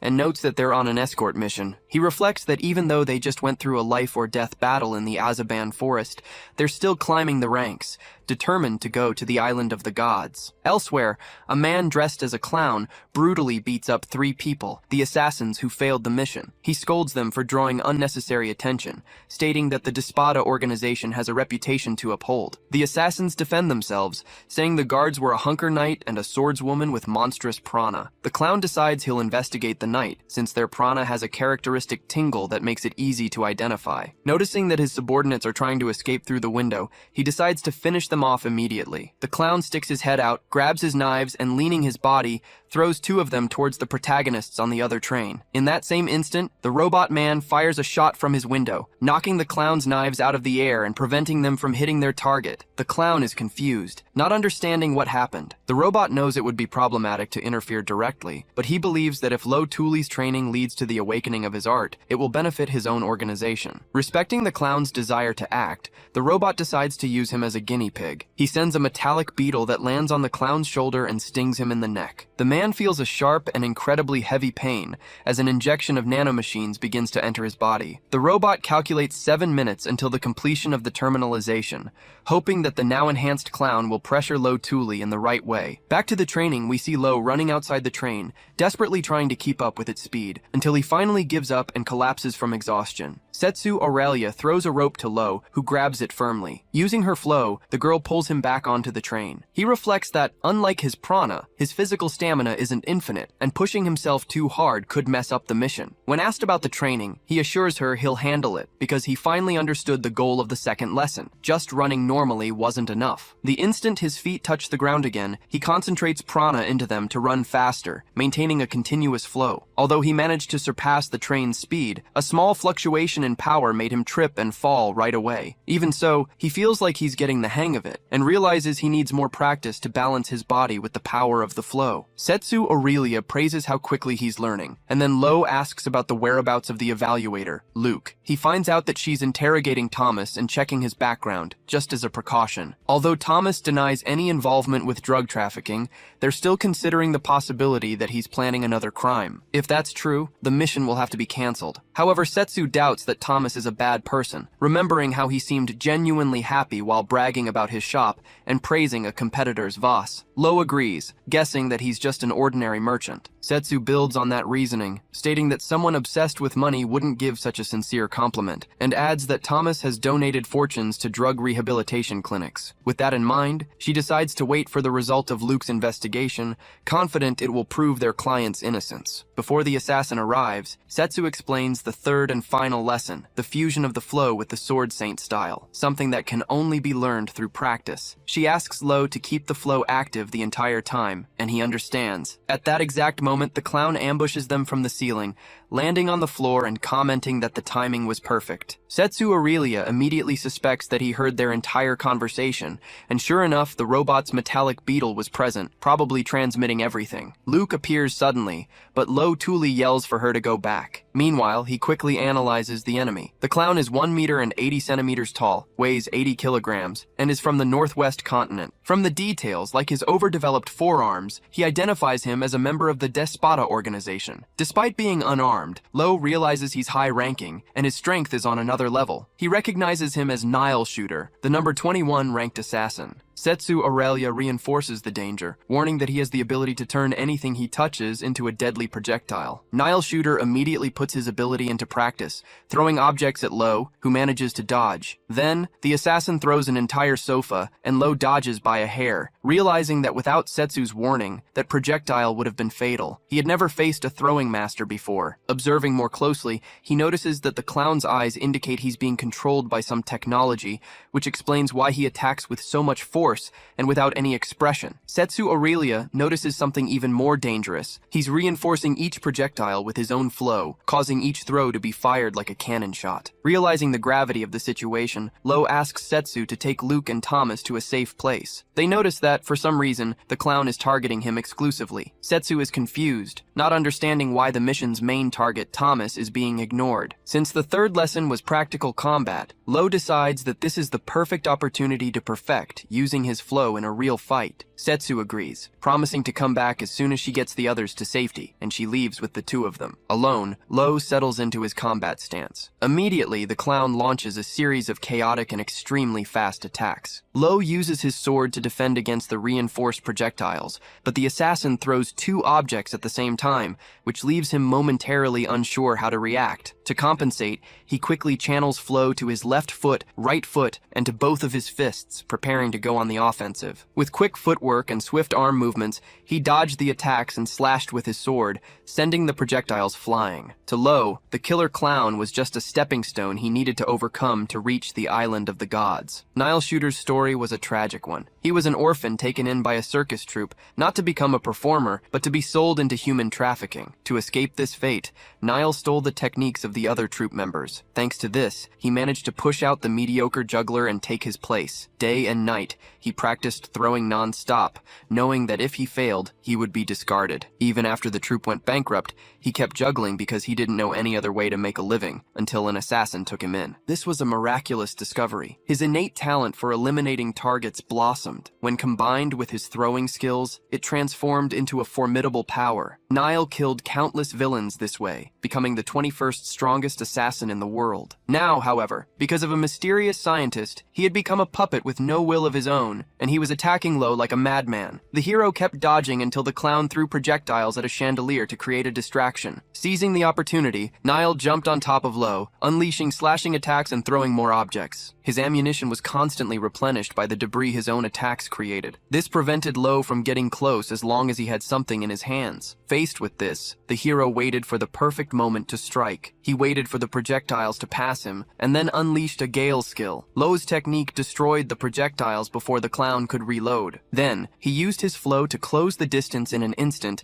and charge at the assassin. Surprisingly, Nile shattered the floor, using the new debris to reload and launch a new barrage at Lo. By this point, the train was completely destroyed. Even so, the hero managed to dodge the last blow and appear behind the clown. He used a hole he had made in the ceiling himself to launch the surprise attack. Right after, he jumped through this opening, and the fight continued on top of the train. As he fought, Lo kept channeling the flow of prana through his feet and body. He remembered that a master's technique is the best example to follow. He had great mentors, like the knight who trained him, Lord Adol, the strongest man in humanity, even if it was only for 1 year. Besides him, a young sword saint candidate and a miracle assassin also lit his path. With this in mind, he decided to change his perspective, realizing he couldn't move like he used to while using the flow. He could barely even run, so there was no way he could use the sword saint style he originally learned. That was just a temporary form for when he didn't know how to use the flow yet. Therefore, Lo would have to recreate everything from scratch, adapting the sword saint style to the flow of prana to finally master Lord Adol's true style. He then used the Blade of the Island technique against the killer clown,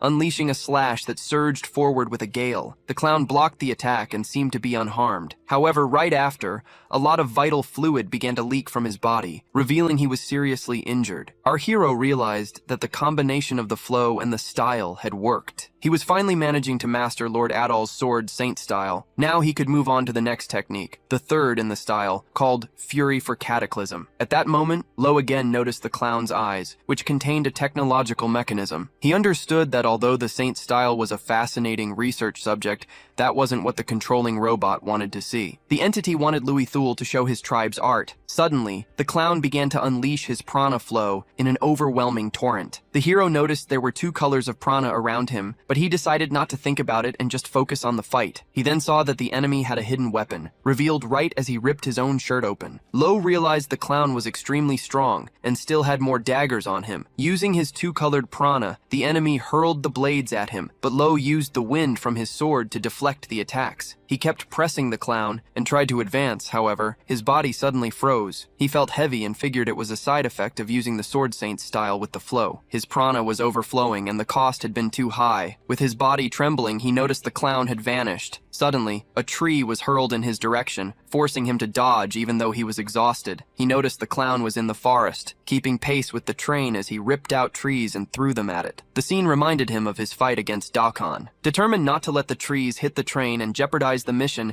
he decided to focus his attacks on the clown while he was in the air. To do this, he channeled prana into his feet and took a huge leap to meet his enemy, refusing to lose a battle of pure power. When Lo started using the island's ability, the robot declared that now was the time. The clown then leaped toward him at an absurd speed, and the hero realized he was about to take the attack head-on. However, at the last second, the enemy grabbed his heel to slam him into the ground. Knowing it would be the end if he was thrown by that lunatic, Lo saw he had no choice and decided to use a secret technique. He began to chant the incantation of the Thule tribe, which was exactly what the robot was waiting to see. Our hero saw the robot and wondered if it was backup for the clown, but he couldn't stop now that he had activated his art. The robot announced that from that moment on, it would analyze Lo Thule's art. Suddenly, several claws shot out toward the hero, making a high-pitched sound as the purity of the prana amplified the technique's power. The robot confirmed the ability to interfere with phenomena, but noted that the connection to Babel had failed. Even so, the effort was too much, and our protagonist collapsed on the ground, completely exhausted. The robot asked if that was all the boy could do, and introduced itself as Gem Contrato, a member of Ouroboros. Our hero had never heard of the crime rankings or the organization. Gem explained that just like him, they were also seeking the island of the gods. Gem said the clown was no longer useful and eliminated him with its weapon, leaving Louis stunned by the action. Right after, a beetle crawled out of the clown's body and returned to the robot's shoulder. Gem explained that it was a prison beetle, a small terminal it had developed that operates on prana. Besides being used for communication, the beetle injects nanomachines into its targets to turn them into a terminal. This meant it could infuse its prana into anyone and turn them into its puppet. Just then, Setsu Aurelia appeared. Seeing Louis on the ground, she asked if he was okay, realizing he had used his art and that's why he was so tired. Immediately, a blast full of prana from Gem shot toward her, but Setsu managed to dodge it. It warned her not to interfere, stating that eliminating her would mean nothing to it. Even though he was exhausted, our hero began to manifest prana and tried to get up. The robot noticed that his prana generation had started. It identified him as the type who converts a sense of crisis into power and wondered if he had some trauma related to loss. Right after that, Gem Contrato said this would be very quick and snapped its fingers. kilometers. The train's speed increased drastically as it had taken over the control system. It challenged Louis, saying that now he had to show everything he had, because if he couldn't stop it, many passengers would die. Thinking about the innocent passengers, our hero started to get back on his feet, screaming with rage. It was then that from behind the robot, Setsu Aurelia appeared and landed a direct hit on the back of its neck. But Setsu's attack ricocheted off a barrier that suddenly appeared. She realized the shield was abnormally tough, and at that exact moment, Luke appeared to help Louis, grabbing him by the shoulders to get him out of there. The robot decided not to waste time going after them, since it was no longer interested in Louis now that he couldn't use his tribe's arts. Jem Contrado even commented that the boy didn't look like a member of Dispada, which made Setsu Aurelia wonder what that enemy's affiliation and goal were. To provoke him, Jem asked if Louis would be more motivated if he eliminated Setsu Aurelia. The girl got annoyed by his inability to have a normal conversation, and so the fight was on. On one side, Setsu Aurelia, the knight ranked 305, and on the other, Jem Contrato, the prana scholar ranked number 2. An intense battle began between them, while Louis was carried away by Luke. Setsu quickly assumed the runaway train was the robot's doing, noticing that it had used a rearguard technique. As the fight unfolded, the evaluator took Louis to the hospital car, which was quite a ways off. Luke hid the young man in a private room in the silver car,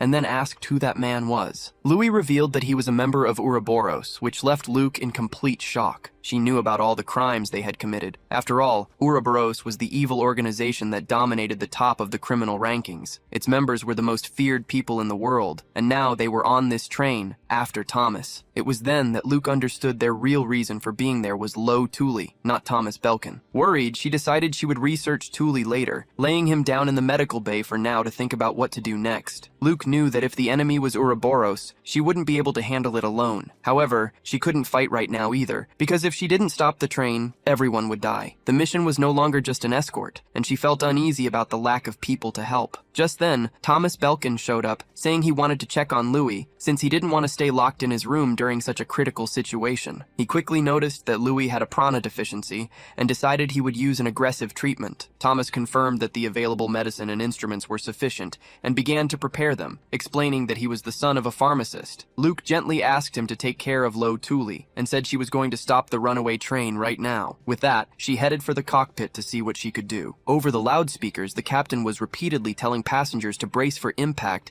and evacuate the cars. Everyone started running desperately toward the rear cars. In the midst of the chaos, Luke used her trained eye and recognized a mechanic Ranker, asking for his help to stop the train. She identified him by the calluses on his fingers and immediately sent him to the engineer's cabin, an order he promptly obeyed. Luke explained that evaluators are observers who solve problems on their own, and for that very reason, their eyes are extremely well trained. She knew exactly which rankers were needed to resolve the situation and how many it would take, so she called out, asking if there were any rankers at level 40 or higher in mechanics and level 120 in prana scholarship. Meanwhile, Thomas was administering the medicine to Louis. He imagined the boy must be very suspicious of him, maybe thinking that Thomas had made a fake request so a villain could profit from drugs using the insect steel. However, to his surprise, Louis said he didn't doubt him. As a ranker, he knew that the number 33 was incredible, and that Belkin must have spent an absurd amount of time to get there. Louis said he believed in the effort the man with the mustache had put in. Thomas Belkin, touched by his trust, said he would save him just this once. He warned that the medicine would shorten his life because it was a very drastic treatment, but that it was better than dying. He then asked the adventurer Ranker to protect him in the future,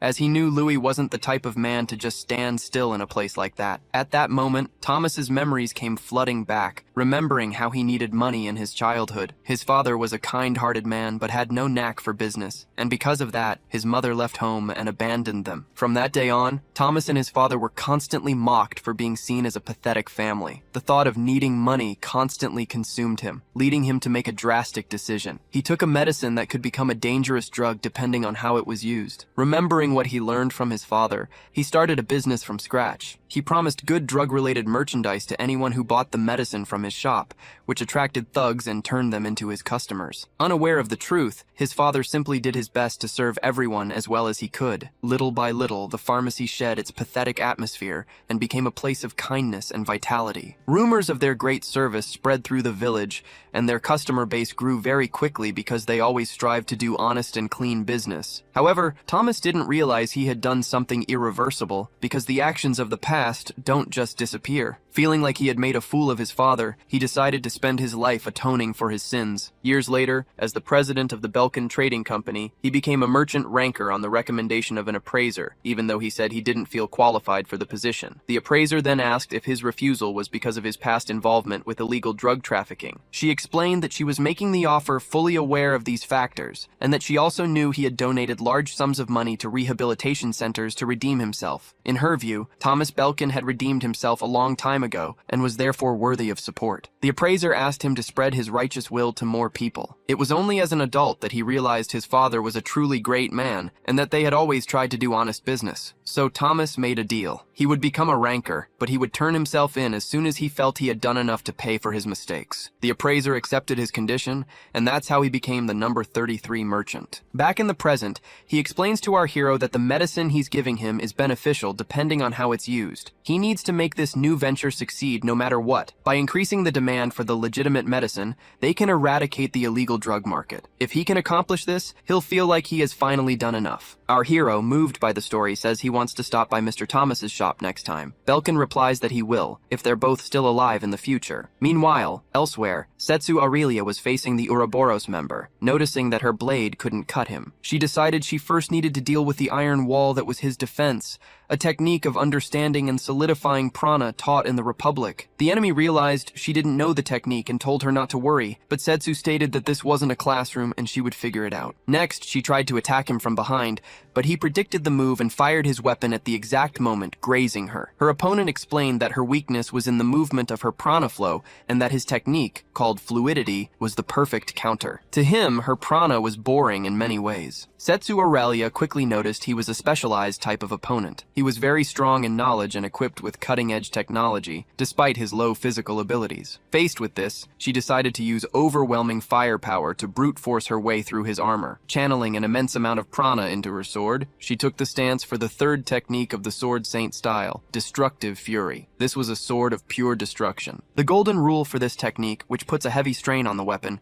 is to strike using the blunt side of the blade. After all, the prana-coated blade specializes in crushing rather than cutting, making it the only impact technique in the Sword Saint style. With everything prepared, the ranked knight used the skill Fury, unleashing the destructive blow of the Sword Saint style on Gem. A violent explosion of prana kicked up a thick cloud of smoke. However, another projectile suddenly shot out from the dust, grazing Setsu Aurelia's shoulder once again. On the other side, Gem emerged with his circuits broken and exposed. He admitted it was a decent hit, but that it wasn't quite enough to destroy him. Seeing the various wires sticking out of his body, Setsu asked what he was made of. Gem replied that she seemed to have some value as a research subject. He explained that the Sword Saint style changes subtly depending on the user, and as an unorthodox successor, she would be a perfect case study. Setsu Aurelia then admitted that she really was a failure, and at that exact moment, the true successor appeared. Lo Tuli returned, emanating an immense amount of prana, which made the robot notice he had come back to life. The adventurer, still ranked 1089,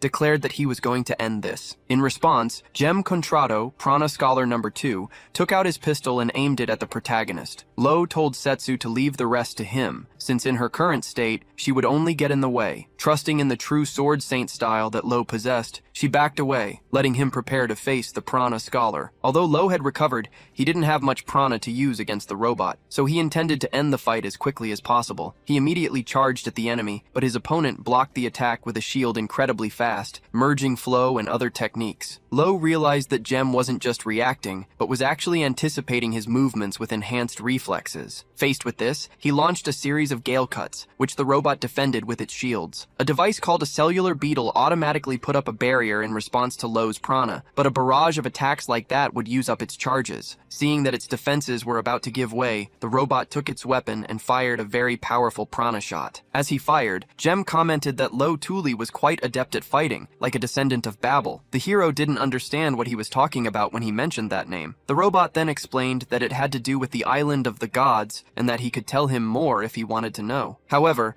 there was one condition involving Vantule. Lo would have to join Ouroboros. Gem stated that although Lo didn't have much strength, he had a lot of room to grow, and because of that, he had earned the right to know the truth. To show his sincerity, Gem decided to share something that connected the island of the gods gods directly to Lo. He revealed that he knew the surname Tuli was taken from the village because the Tuli clan never originally existed. A long time ago, there was a clan known as Babel, which refused to forgive the atrocities committed by the island of the gods and took up arms against it. However, the Babel clan was defeated, and its members scattered into 9 tribes to survive. The Tuli tribe was one of them, which made Lo a descendant of Babel. Jem continued, explaining that the past war caused the island to suffer significant losses, and for that reason, the island of the gods fears the descendants of Babel. They hunt down and eliminate all of these descendants, and that was the real reason Lo's village was targeted. His ancestors lost, scattered, and one of the factions became Tori Village. This revelation matched a story Lo's father had told him when he was a child. Still suspicious, Lo said he didn't want to blindly trust anyone, but assuming the story was real, he asked what atrocities were happening on the island of the gods. The robot replied that he couldn't tell him that until Lo became his ally, but he did confirm that these atrocities are still happening today. Jem finished by saying that it was obvious from the ranking changes that Lo was trying to reach the island. Therefore, he should already understand that no matter how many lives he had, it wouldn't be enough. Jem then asked him how long he planned to continue these meaningless fights. Lo knew his enemies had always been out of his league, so it wouldn't be strange if he died several times. That's why he admitted Jem Contrato wasn't wrong for calling his fights meaningless. Still, Lo asked why the robot had derailed the train so recklessly, and Jem replied that it was just to gauge the protagonist's strength. Hearing that, Lo declared that what Jem was doing was no different from the atrocities on the island of the gods. In his eyes, throwing away lives is the most evil thing anyone can do. He declared that, because of this, they would never be on the same side. In response, Jem claimed that sacrifices are necessary for the greater good, something Lo just couldn't understand. Stating it had no interest in fools, the robot fired a shot as the barriers shifted, threatening Lo and saying he needed to be taught a lesson. At that moment, Lo remembered the sharp cut Setsu Aurelia had made on his shoulder, a clear message that brute force was more effective. Understanding the message, he immediately activated the Ruin Fury technique. His attack collided with the robot's shot, releasing a massive amount of energy, and Lo used the momentum to deliver an upward slash. Ruin Fury had a surprisingly destructive power,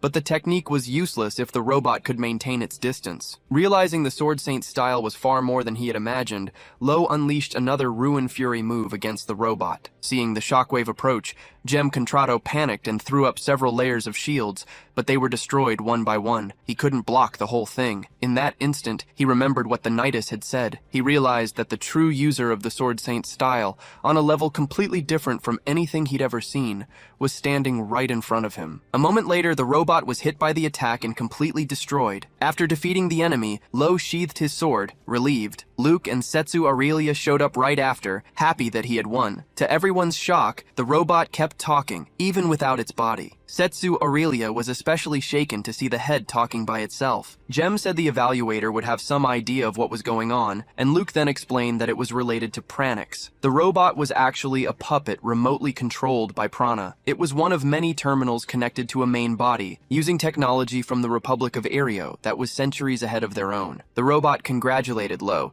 telling him they should be happy they defeated a terminal, because it wasn't an easy task. Lo had a lot of questions, but he had another priority. He ordered Jem to stop the train, reminding the robot of the promise it made in case it was defeated. However, the robot claimed it didn't remember any such promise. It added that there was no reason to stop the train, since it was already about to derail, and there was an excellent mechanic on board to save them. Luke added that the train's destination was the Republic of Aereo, a nation with advanced prana technology, and that's why there were plenty of capable rankers on board. Jem said its time there had been unexpectedly meaningful, and it was only a matter of time before its connection was switched to another terminal. Taking the opportunity, Lo asked about everything that happened on the island of the gods, including the atrocities and the history of the Babel clan. He also asked if his sister, Yuna, was still alive, and if the people wiped out by the island were still living in some form. The robot answered that the answers to all of this were deeply connected to the goals of Ouroboros, and as long as Lo refused to join them, it couldn't tell him anything. However, it warned him that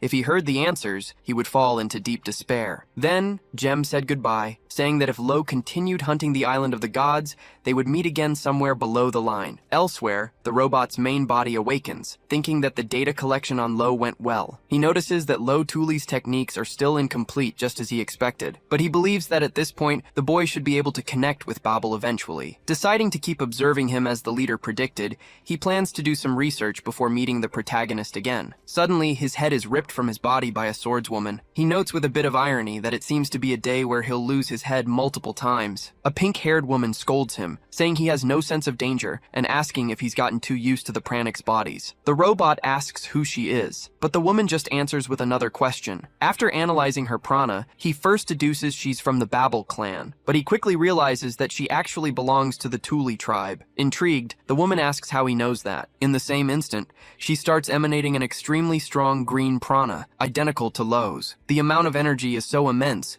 it seems to make the earth shake. She then confronts him, asking if he dared to lay a single finger on Lo Thule. The pranic's puppet realizes that, as a descendant of Babel, this woman is much closer to completing her potential than Van Thule was. He also remembers there are 2 uses for the humans abducted to the island of the gods. The woman asks if his main body is there, but she already knows the answer. Using a regressive prana trace, she realizes he converted his main body into energy and scattered his consciousness across the world. He abandoned his flesh to become a pure being. Seeing his surprise, she asks why he's so shocked by her accuracy. After all, he already knows that this kind of thing is possible with the power of Babel. She reveals she was sent to eliminate the Prana Scholar, and then begins to use the Thule tribe's enchantment. Gen Contrado realizes he was careless to use that terminal as a starting point, because this human has the power to erase parts of his very existence. As a final act, he activates the autonomous mode of his cellular visor to deliver a message to the leader. He warns that the island of the gods has acquired a dangerous pawn, this woman. At that exact moment, she finishes the spell and declares that death is the fate of those who defy the gods, eliminating the robot once and for all. Meanwhile, at the central station in the Republic of Aereo, the protagonist and his team see Thomas Belkin off safely. Lo Thule notices he's being more sincere than in their first meeting. It's a surprising attitude for a merchant ranker used to a world of corruption. Thomas thanks the group, saying that if it weren't for them, he would have died during the trip. He guarantees they'll receive a good reward. Knowing that Lo cares more about rankings than money, Thomas promises to give him a fitting reward as soon as they visit his shop. Lo and Setsu Aurelia agree that he's a very confusing person, but he doesn't seem like a bad guy. Finally, they arrive in the Republic of Aereo, a place that lives up to its reputation as a nation developed in terms of prana. Luke comments that he's been there several times, since his office's technology is supported by the Republic. Setsu has also traveled there for advanced technology training. Our hero notices that this is a completely different world from the Kingdom of Volter. The group's first stop is the certification office to update their rankings. Luke saw everything Setsu Aurelia is capable of, so she'll be getting her ranking changed too. To speed up the process, she had already organized all the paperwork on the train. They start with Lo Thule's ranking first. He went from 1089 to 924, finally reaching the triple digits, although he thought it would go up even more. Luke explains that breaking the triple-digit barrier in one go is very impressive. He states that many rankers take from 1 to even 10 years to cross that mark. He says this promotion is proof that Lo's talent is genuine. Right after, Setsu Aurelia's ranking climbs to 188, which makes her extremely happy. With their goodbyes approaching, Setsu says her next step is to go to the place where the first swordmaster trained, the birthplace of the sword style. She explains that although they have to cross steep mountains, catching a plane from there will make the trip much easier. Before leaving, she shares a rumor that Adol has been spotted in the Holy Land and reveals her plan to ask to be his disciple. Even if she can't, she wants to at least stay near him to learn from his experience. Setsu then asks if Lo Thule has any message for Lord Adol, and he asks her to simply say that he's making steady progress. After they say their goodbyes, Luke comments that they'll definitely meet again, because in the world of rankers, records are always being broken, and one day they'll need to rely on each other again. Now that they're alone, Luke suggests they complete their own objective in the city, which is to get Lo's prana examined. To do that, they head to the National Research Institution, since it's a hub for world-class students. She's sure someone there will know the best way for him to use his prana. Luke's target is the number 3 ranked prana scholar, a master known by the title of the Great Teacher. Even though there are rumors he's selfish, his skills are incredibly useful and well known. When they get to the research center, they speak with a Pranix receptionist, who informs them that they might have to wait the whole year to get an appointment with the Great Teacher. Apparently, he started a bizarre research project, and the earliest opening is already booked. which just goes to show how the Republic is all about research. Faced with this obstacle, Luke takes the lead, yelling that negotiations are a job for human certifiers, and that she'll find a way for them to meet the professor, and fast. While Luke is deep in negotiations with the receptionist, a man in a lab coat runs toward Lo, saying the young ranker is getting in his way. The scientist explains that the professor started another crazy research project, and running low on energy, he asks Lo to release some of his prana into a containment device. The plan was for him to release just enough while the scientist managed the glass to keep it from breaking. However, when he releases his green prana into the container, the energy is so massive that the scientists scream for him to stop, but it's already too late. The containment unit shatters, and prana floods the entire room. Just then, the great teacher appears, drawn in by the energy, and asks whose aura that is. The scientists tell him the donor has a massive amount of energy, but the professor says the most impressive part is the purity of the prana, which was vibrating intensely, a phenomenon he's never seen in his entire life. He then introduces himself to Lo as Newman Leoner, the number 3 ranked prana scholar, the great teacher. Meanwhile, Luke finally finishes her negotiation. Annoyed that Lo wandered off on his own, she finds him in the lab and announces that she managed to schedule an appointment with the great teacher for 6 months from now. It's only then that she notices Lo Thule is already sitting in a chair, talking with the professor himself. When Newman formally introduces himself, Luke, who hadn't recognized him at first, hits the floor in complete shock. After recovering,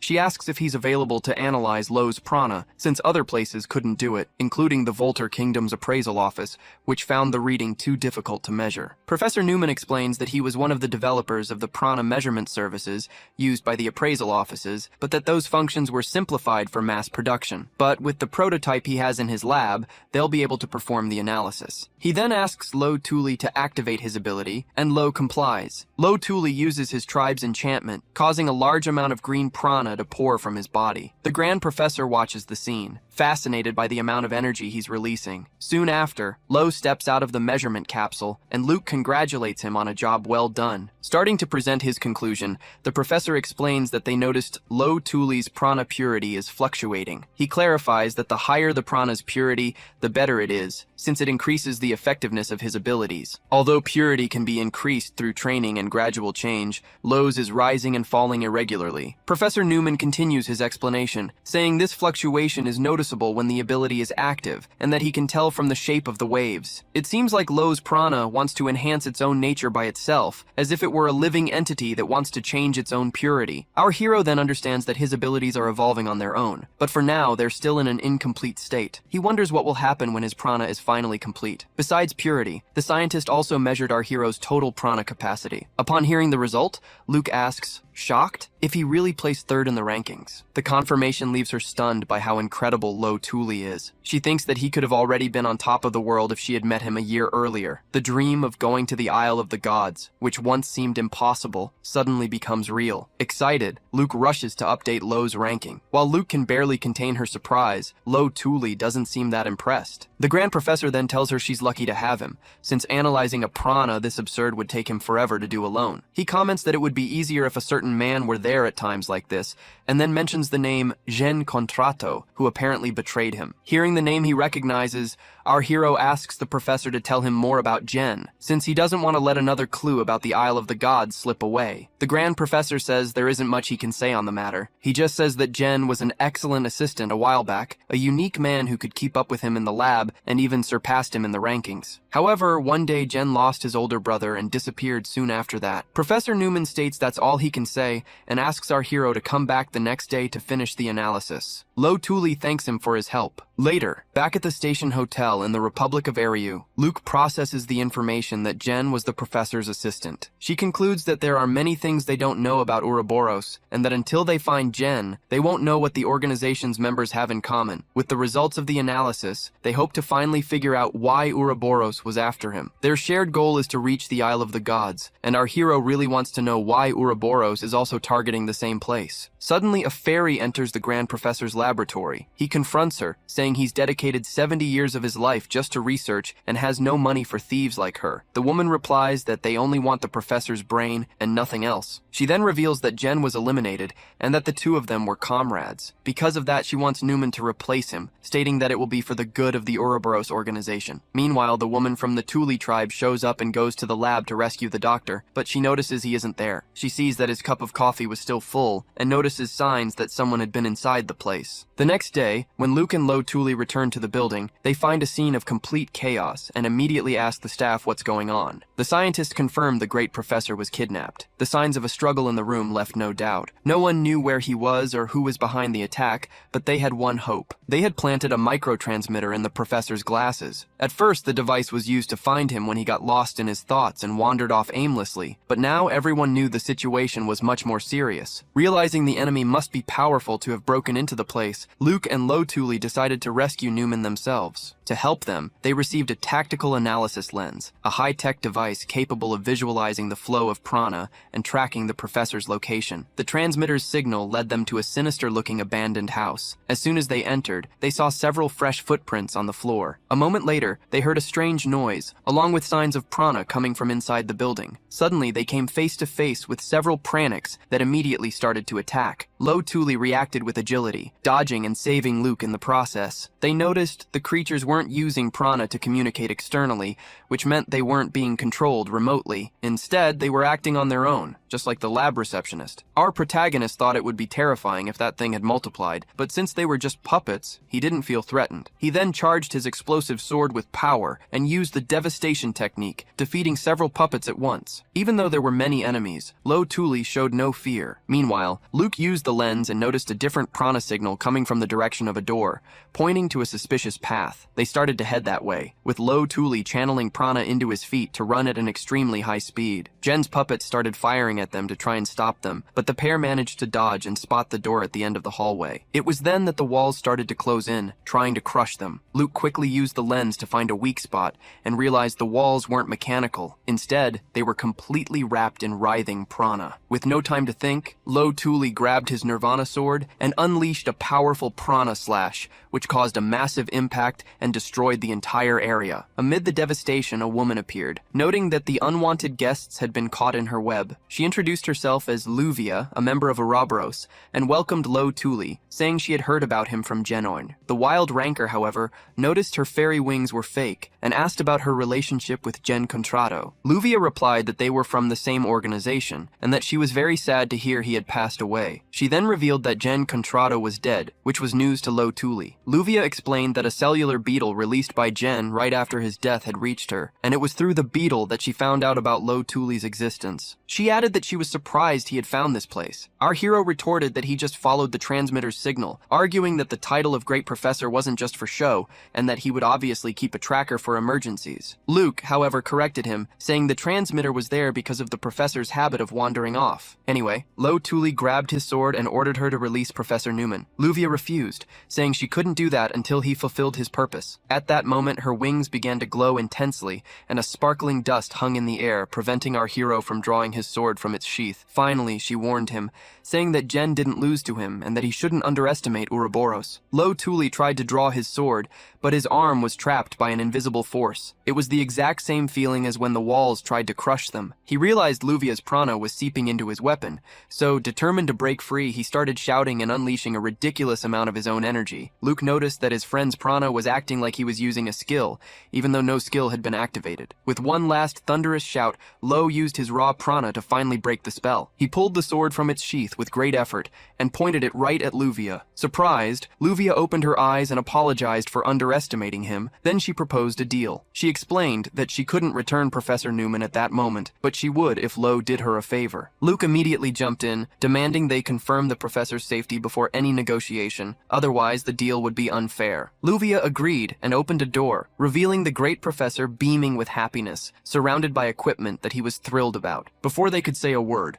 the professor claimed he was in the middle of the best part of his research and told them to go away, and the door shut. The bizarre scene made Luke wonder if this was even a kidnapping. Lo Thule decided that, for now, they couldn't leave the professor in that situation. Luvia assured him that the professor was just replacing Jen and would be treated with with respect. Satisfied with her answer, our hero asked for the terms of the deal. The Ouroboros member revealed that the person who eliminated Jen was an assassin sent from the island of the gods, and the favor she was asking was for Lo to capture that person. Seeing that this was a lead that lined up perfectly with his own goals, he accepted the offer. The two then shook hands, sealing the fairy's deal. Luvia began to explain the operation. She knew they were tracking her prana, and that it was only a matter of time before others arrived. As a countermeasure, she had prepared a decoy, leaving a high concentration of her energy in another ruin. Luke immediately understood the strategy. Because she was a fairy, Luvia could transmute her prana into a fine dust to trick her pursuers. This was the first time he had ever seen someone from the fairy tribe, a mystical race that had never been registered in the rankings. Luvia explained that her people weren't interested in worldly affairs, which is why she hid her wings and used false names. Curious, Luke did a quick search and found a record of Luvia from 3 years ago. It listed her as #1 in prana control,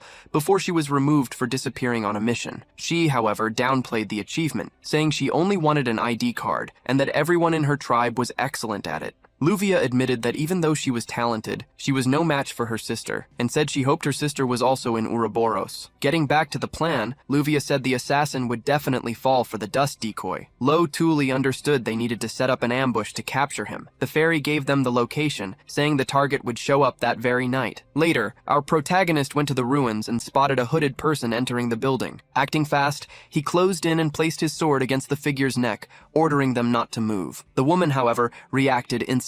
She drew her own sword and knocked Lo back with a swift move. After recovering from the impact, our hero noticed that the person had suddenly stopped moving. He seized the opening and charged forward with an attack, but the assassin managed to block the blow, holding her sword firmly. Despite her defense, it was clear she was struggling to move, as if something was holding her back. After ripping the hood off the figure, our protagonist is shocked to see it's Yuna, his very own sister. She immediately starts running, and he desperately chases after her, shouting that he's Lo Tuli, her brother. Yuna leaps off the building and starts sprinting across the rooftops, forcing our hero to use prana just to keep up. He has no doubt it's her. He would never mistake his sister for anyone else. Using his deflection skill, Lo makes an incredible leap, much higher than hers, and lands directly in her path, blocking her way. He asks her why she's running, but Yuna doesn't answer. When Lo insists that she talk, his sister begins to use their tribe's enchantment. He immediately recognizes the technique as the Heavenly Spirit Descent, the same skill he has. Knowing the power doesn't last long, he feels bad for Yuna, but decides he needs to restrain her until the effect wears off. Lo uses the lotus flower to counter her attacks, and the two siblings begin to fight. During the fight, he notices that the effect of Yuna's skill isn't weakening. This makes him believe that she's using the perfected form of the Heavenly Spirit Descent. But then suddenly, Yuna starts to fall off the building. Our protagonist tells her to wait and tries to grab her hand, but she just vanishes into thin air as she falls. In that moment, Lo understands the terrible truth. The assassin from the island of the gods who killed Jen was Yuna. Frustrated, he lets out a scream of anguish,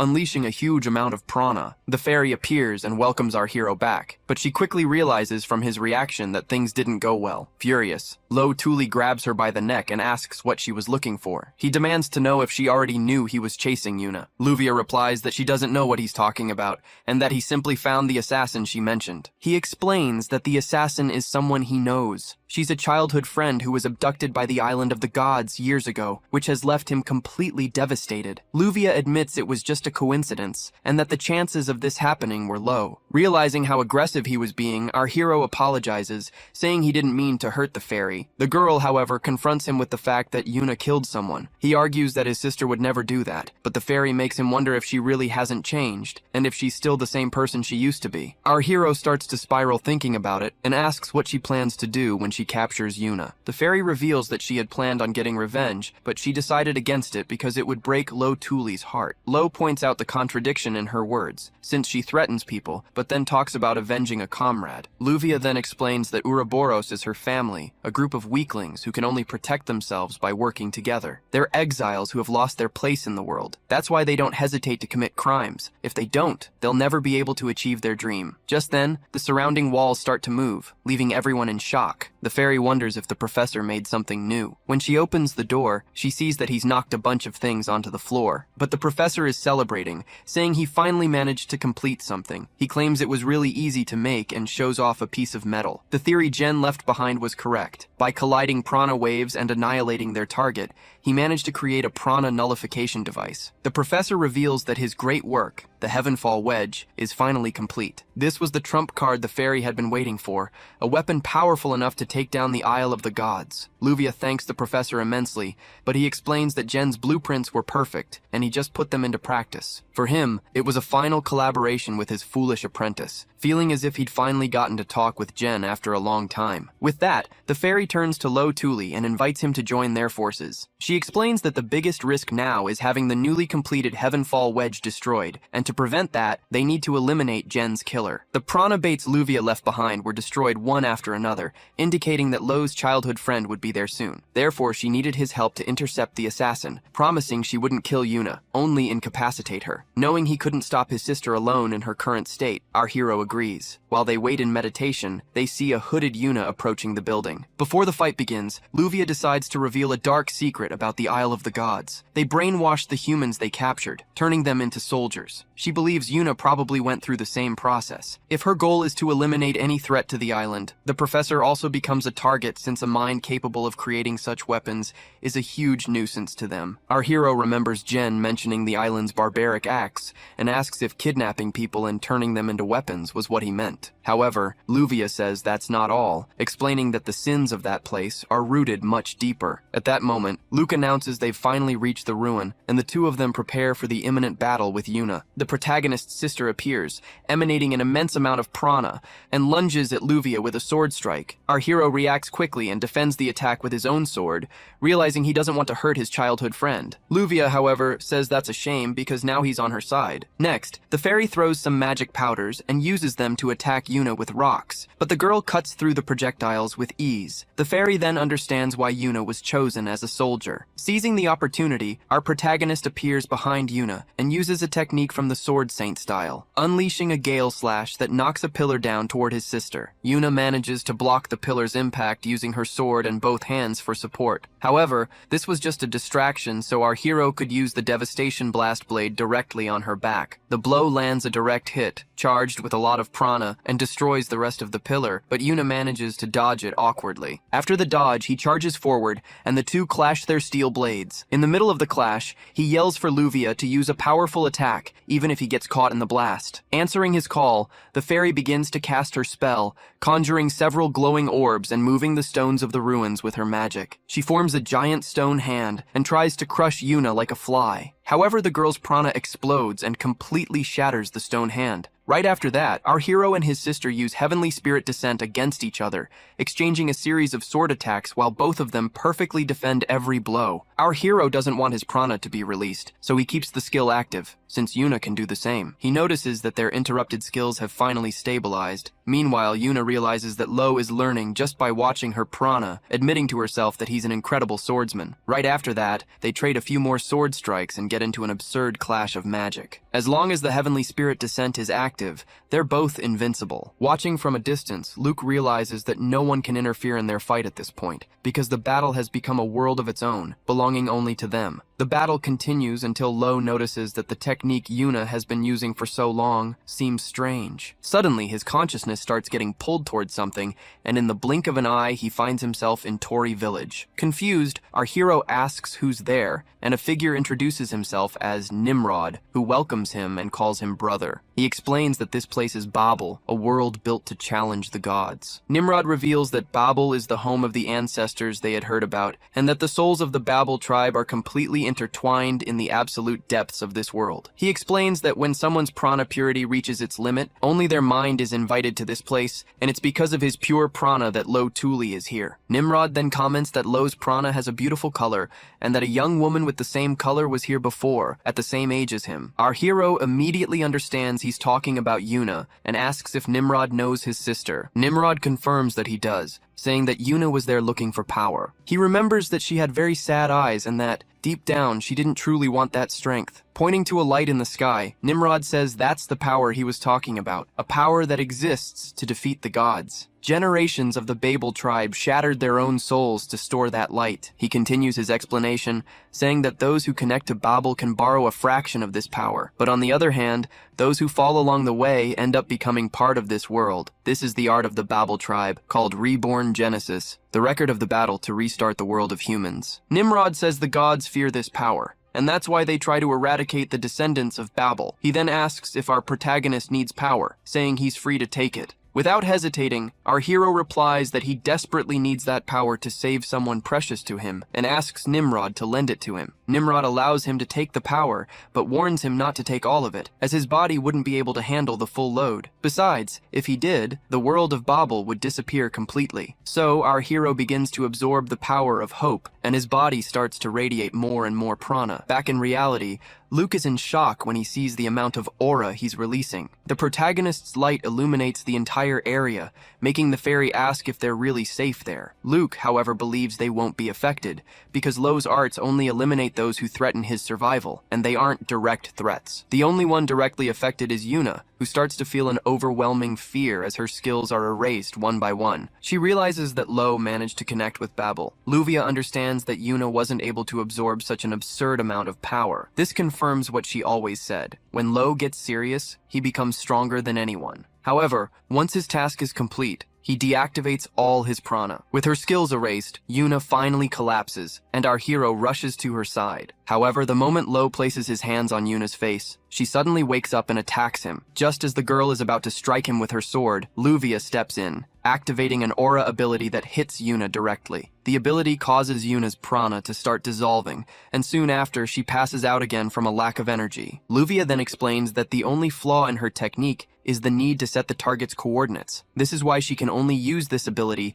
when she has an enemy cornered to the point where they can no longer move. Believing the situation is resolved, Lo Tuli finally thinks he'll be able to talk to his sister. However, Luvia quickly shatters his hope, telling him he'll have to wait a few more years for that. She says she's going to hand Yuna over to Ouroboros, and tells Lo to wait for 3 years before trying to talk to her. During that time, Luvia plans to study her completely, since Yuna is a precious specimen for having gone to the island of the gods and returned alive. Hearing this, our hero finally realizes that Ouroboros is an organization that doesn't care what methods it uses. He regrets not figuring this out from the start and declares that their temporary alliance is over. Lo confidently declares that he's taking Yuna back with him and immediately starts a fight against Luvia.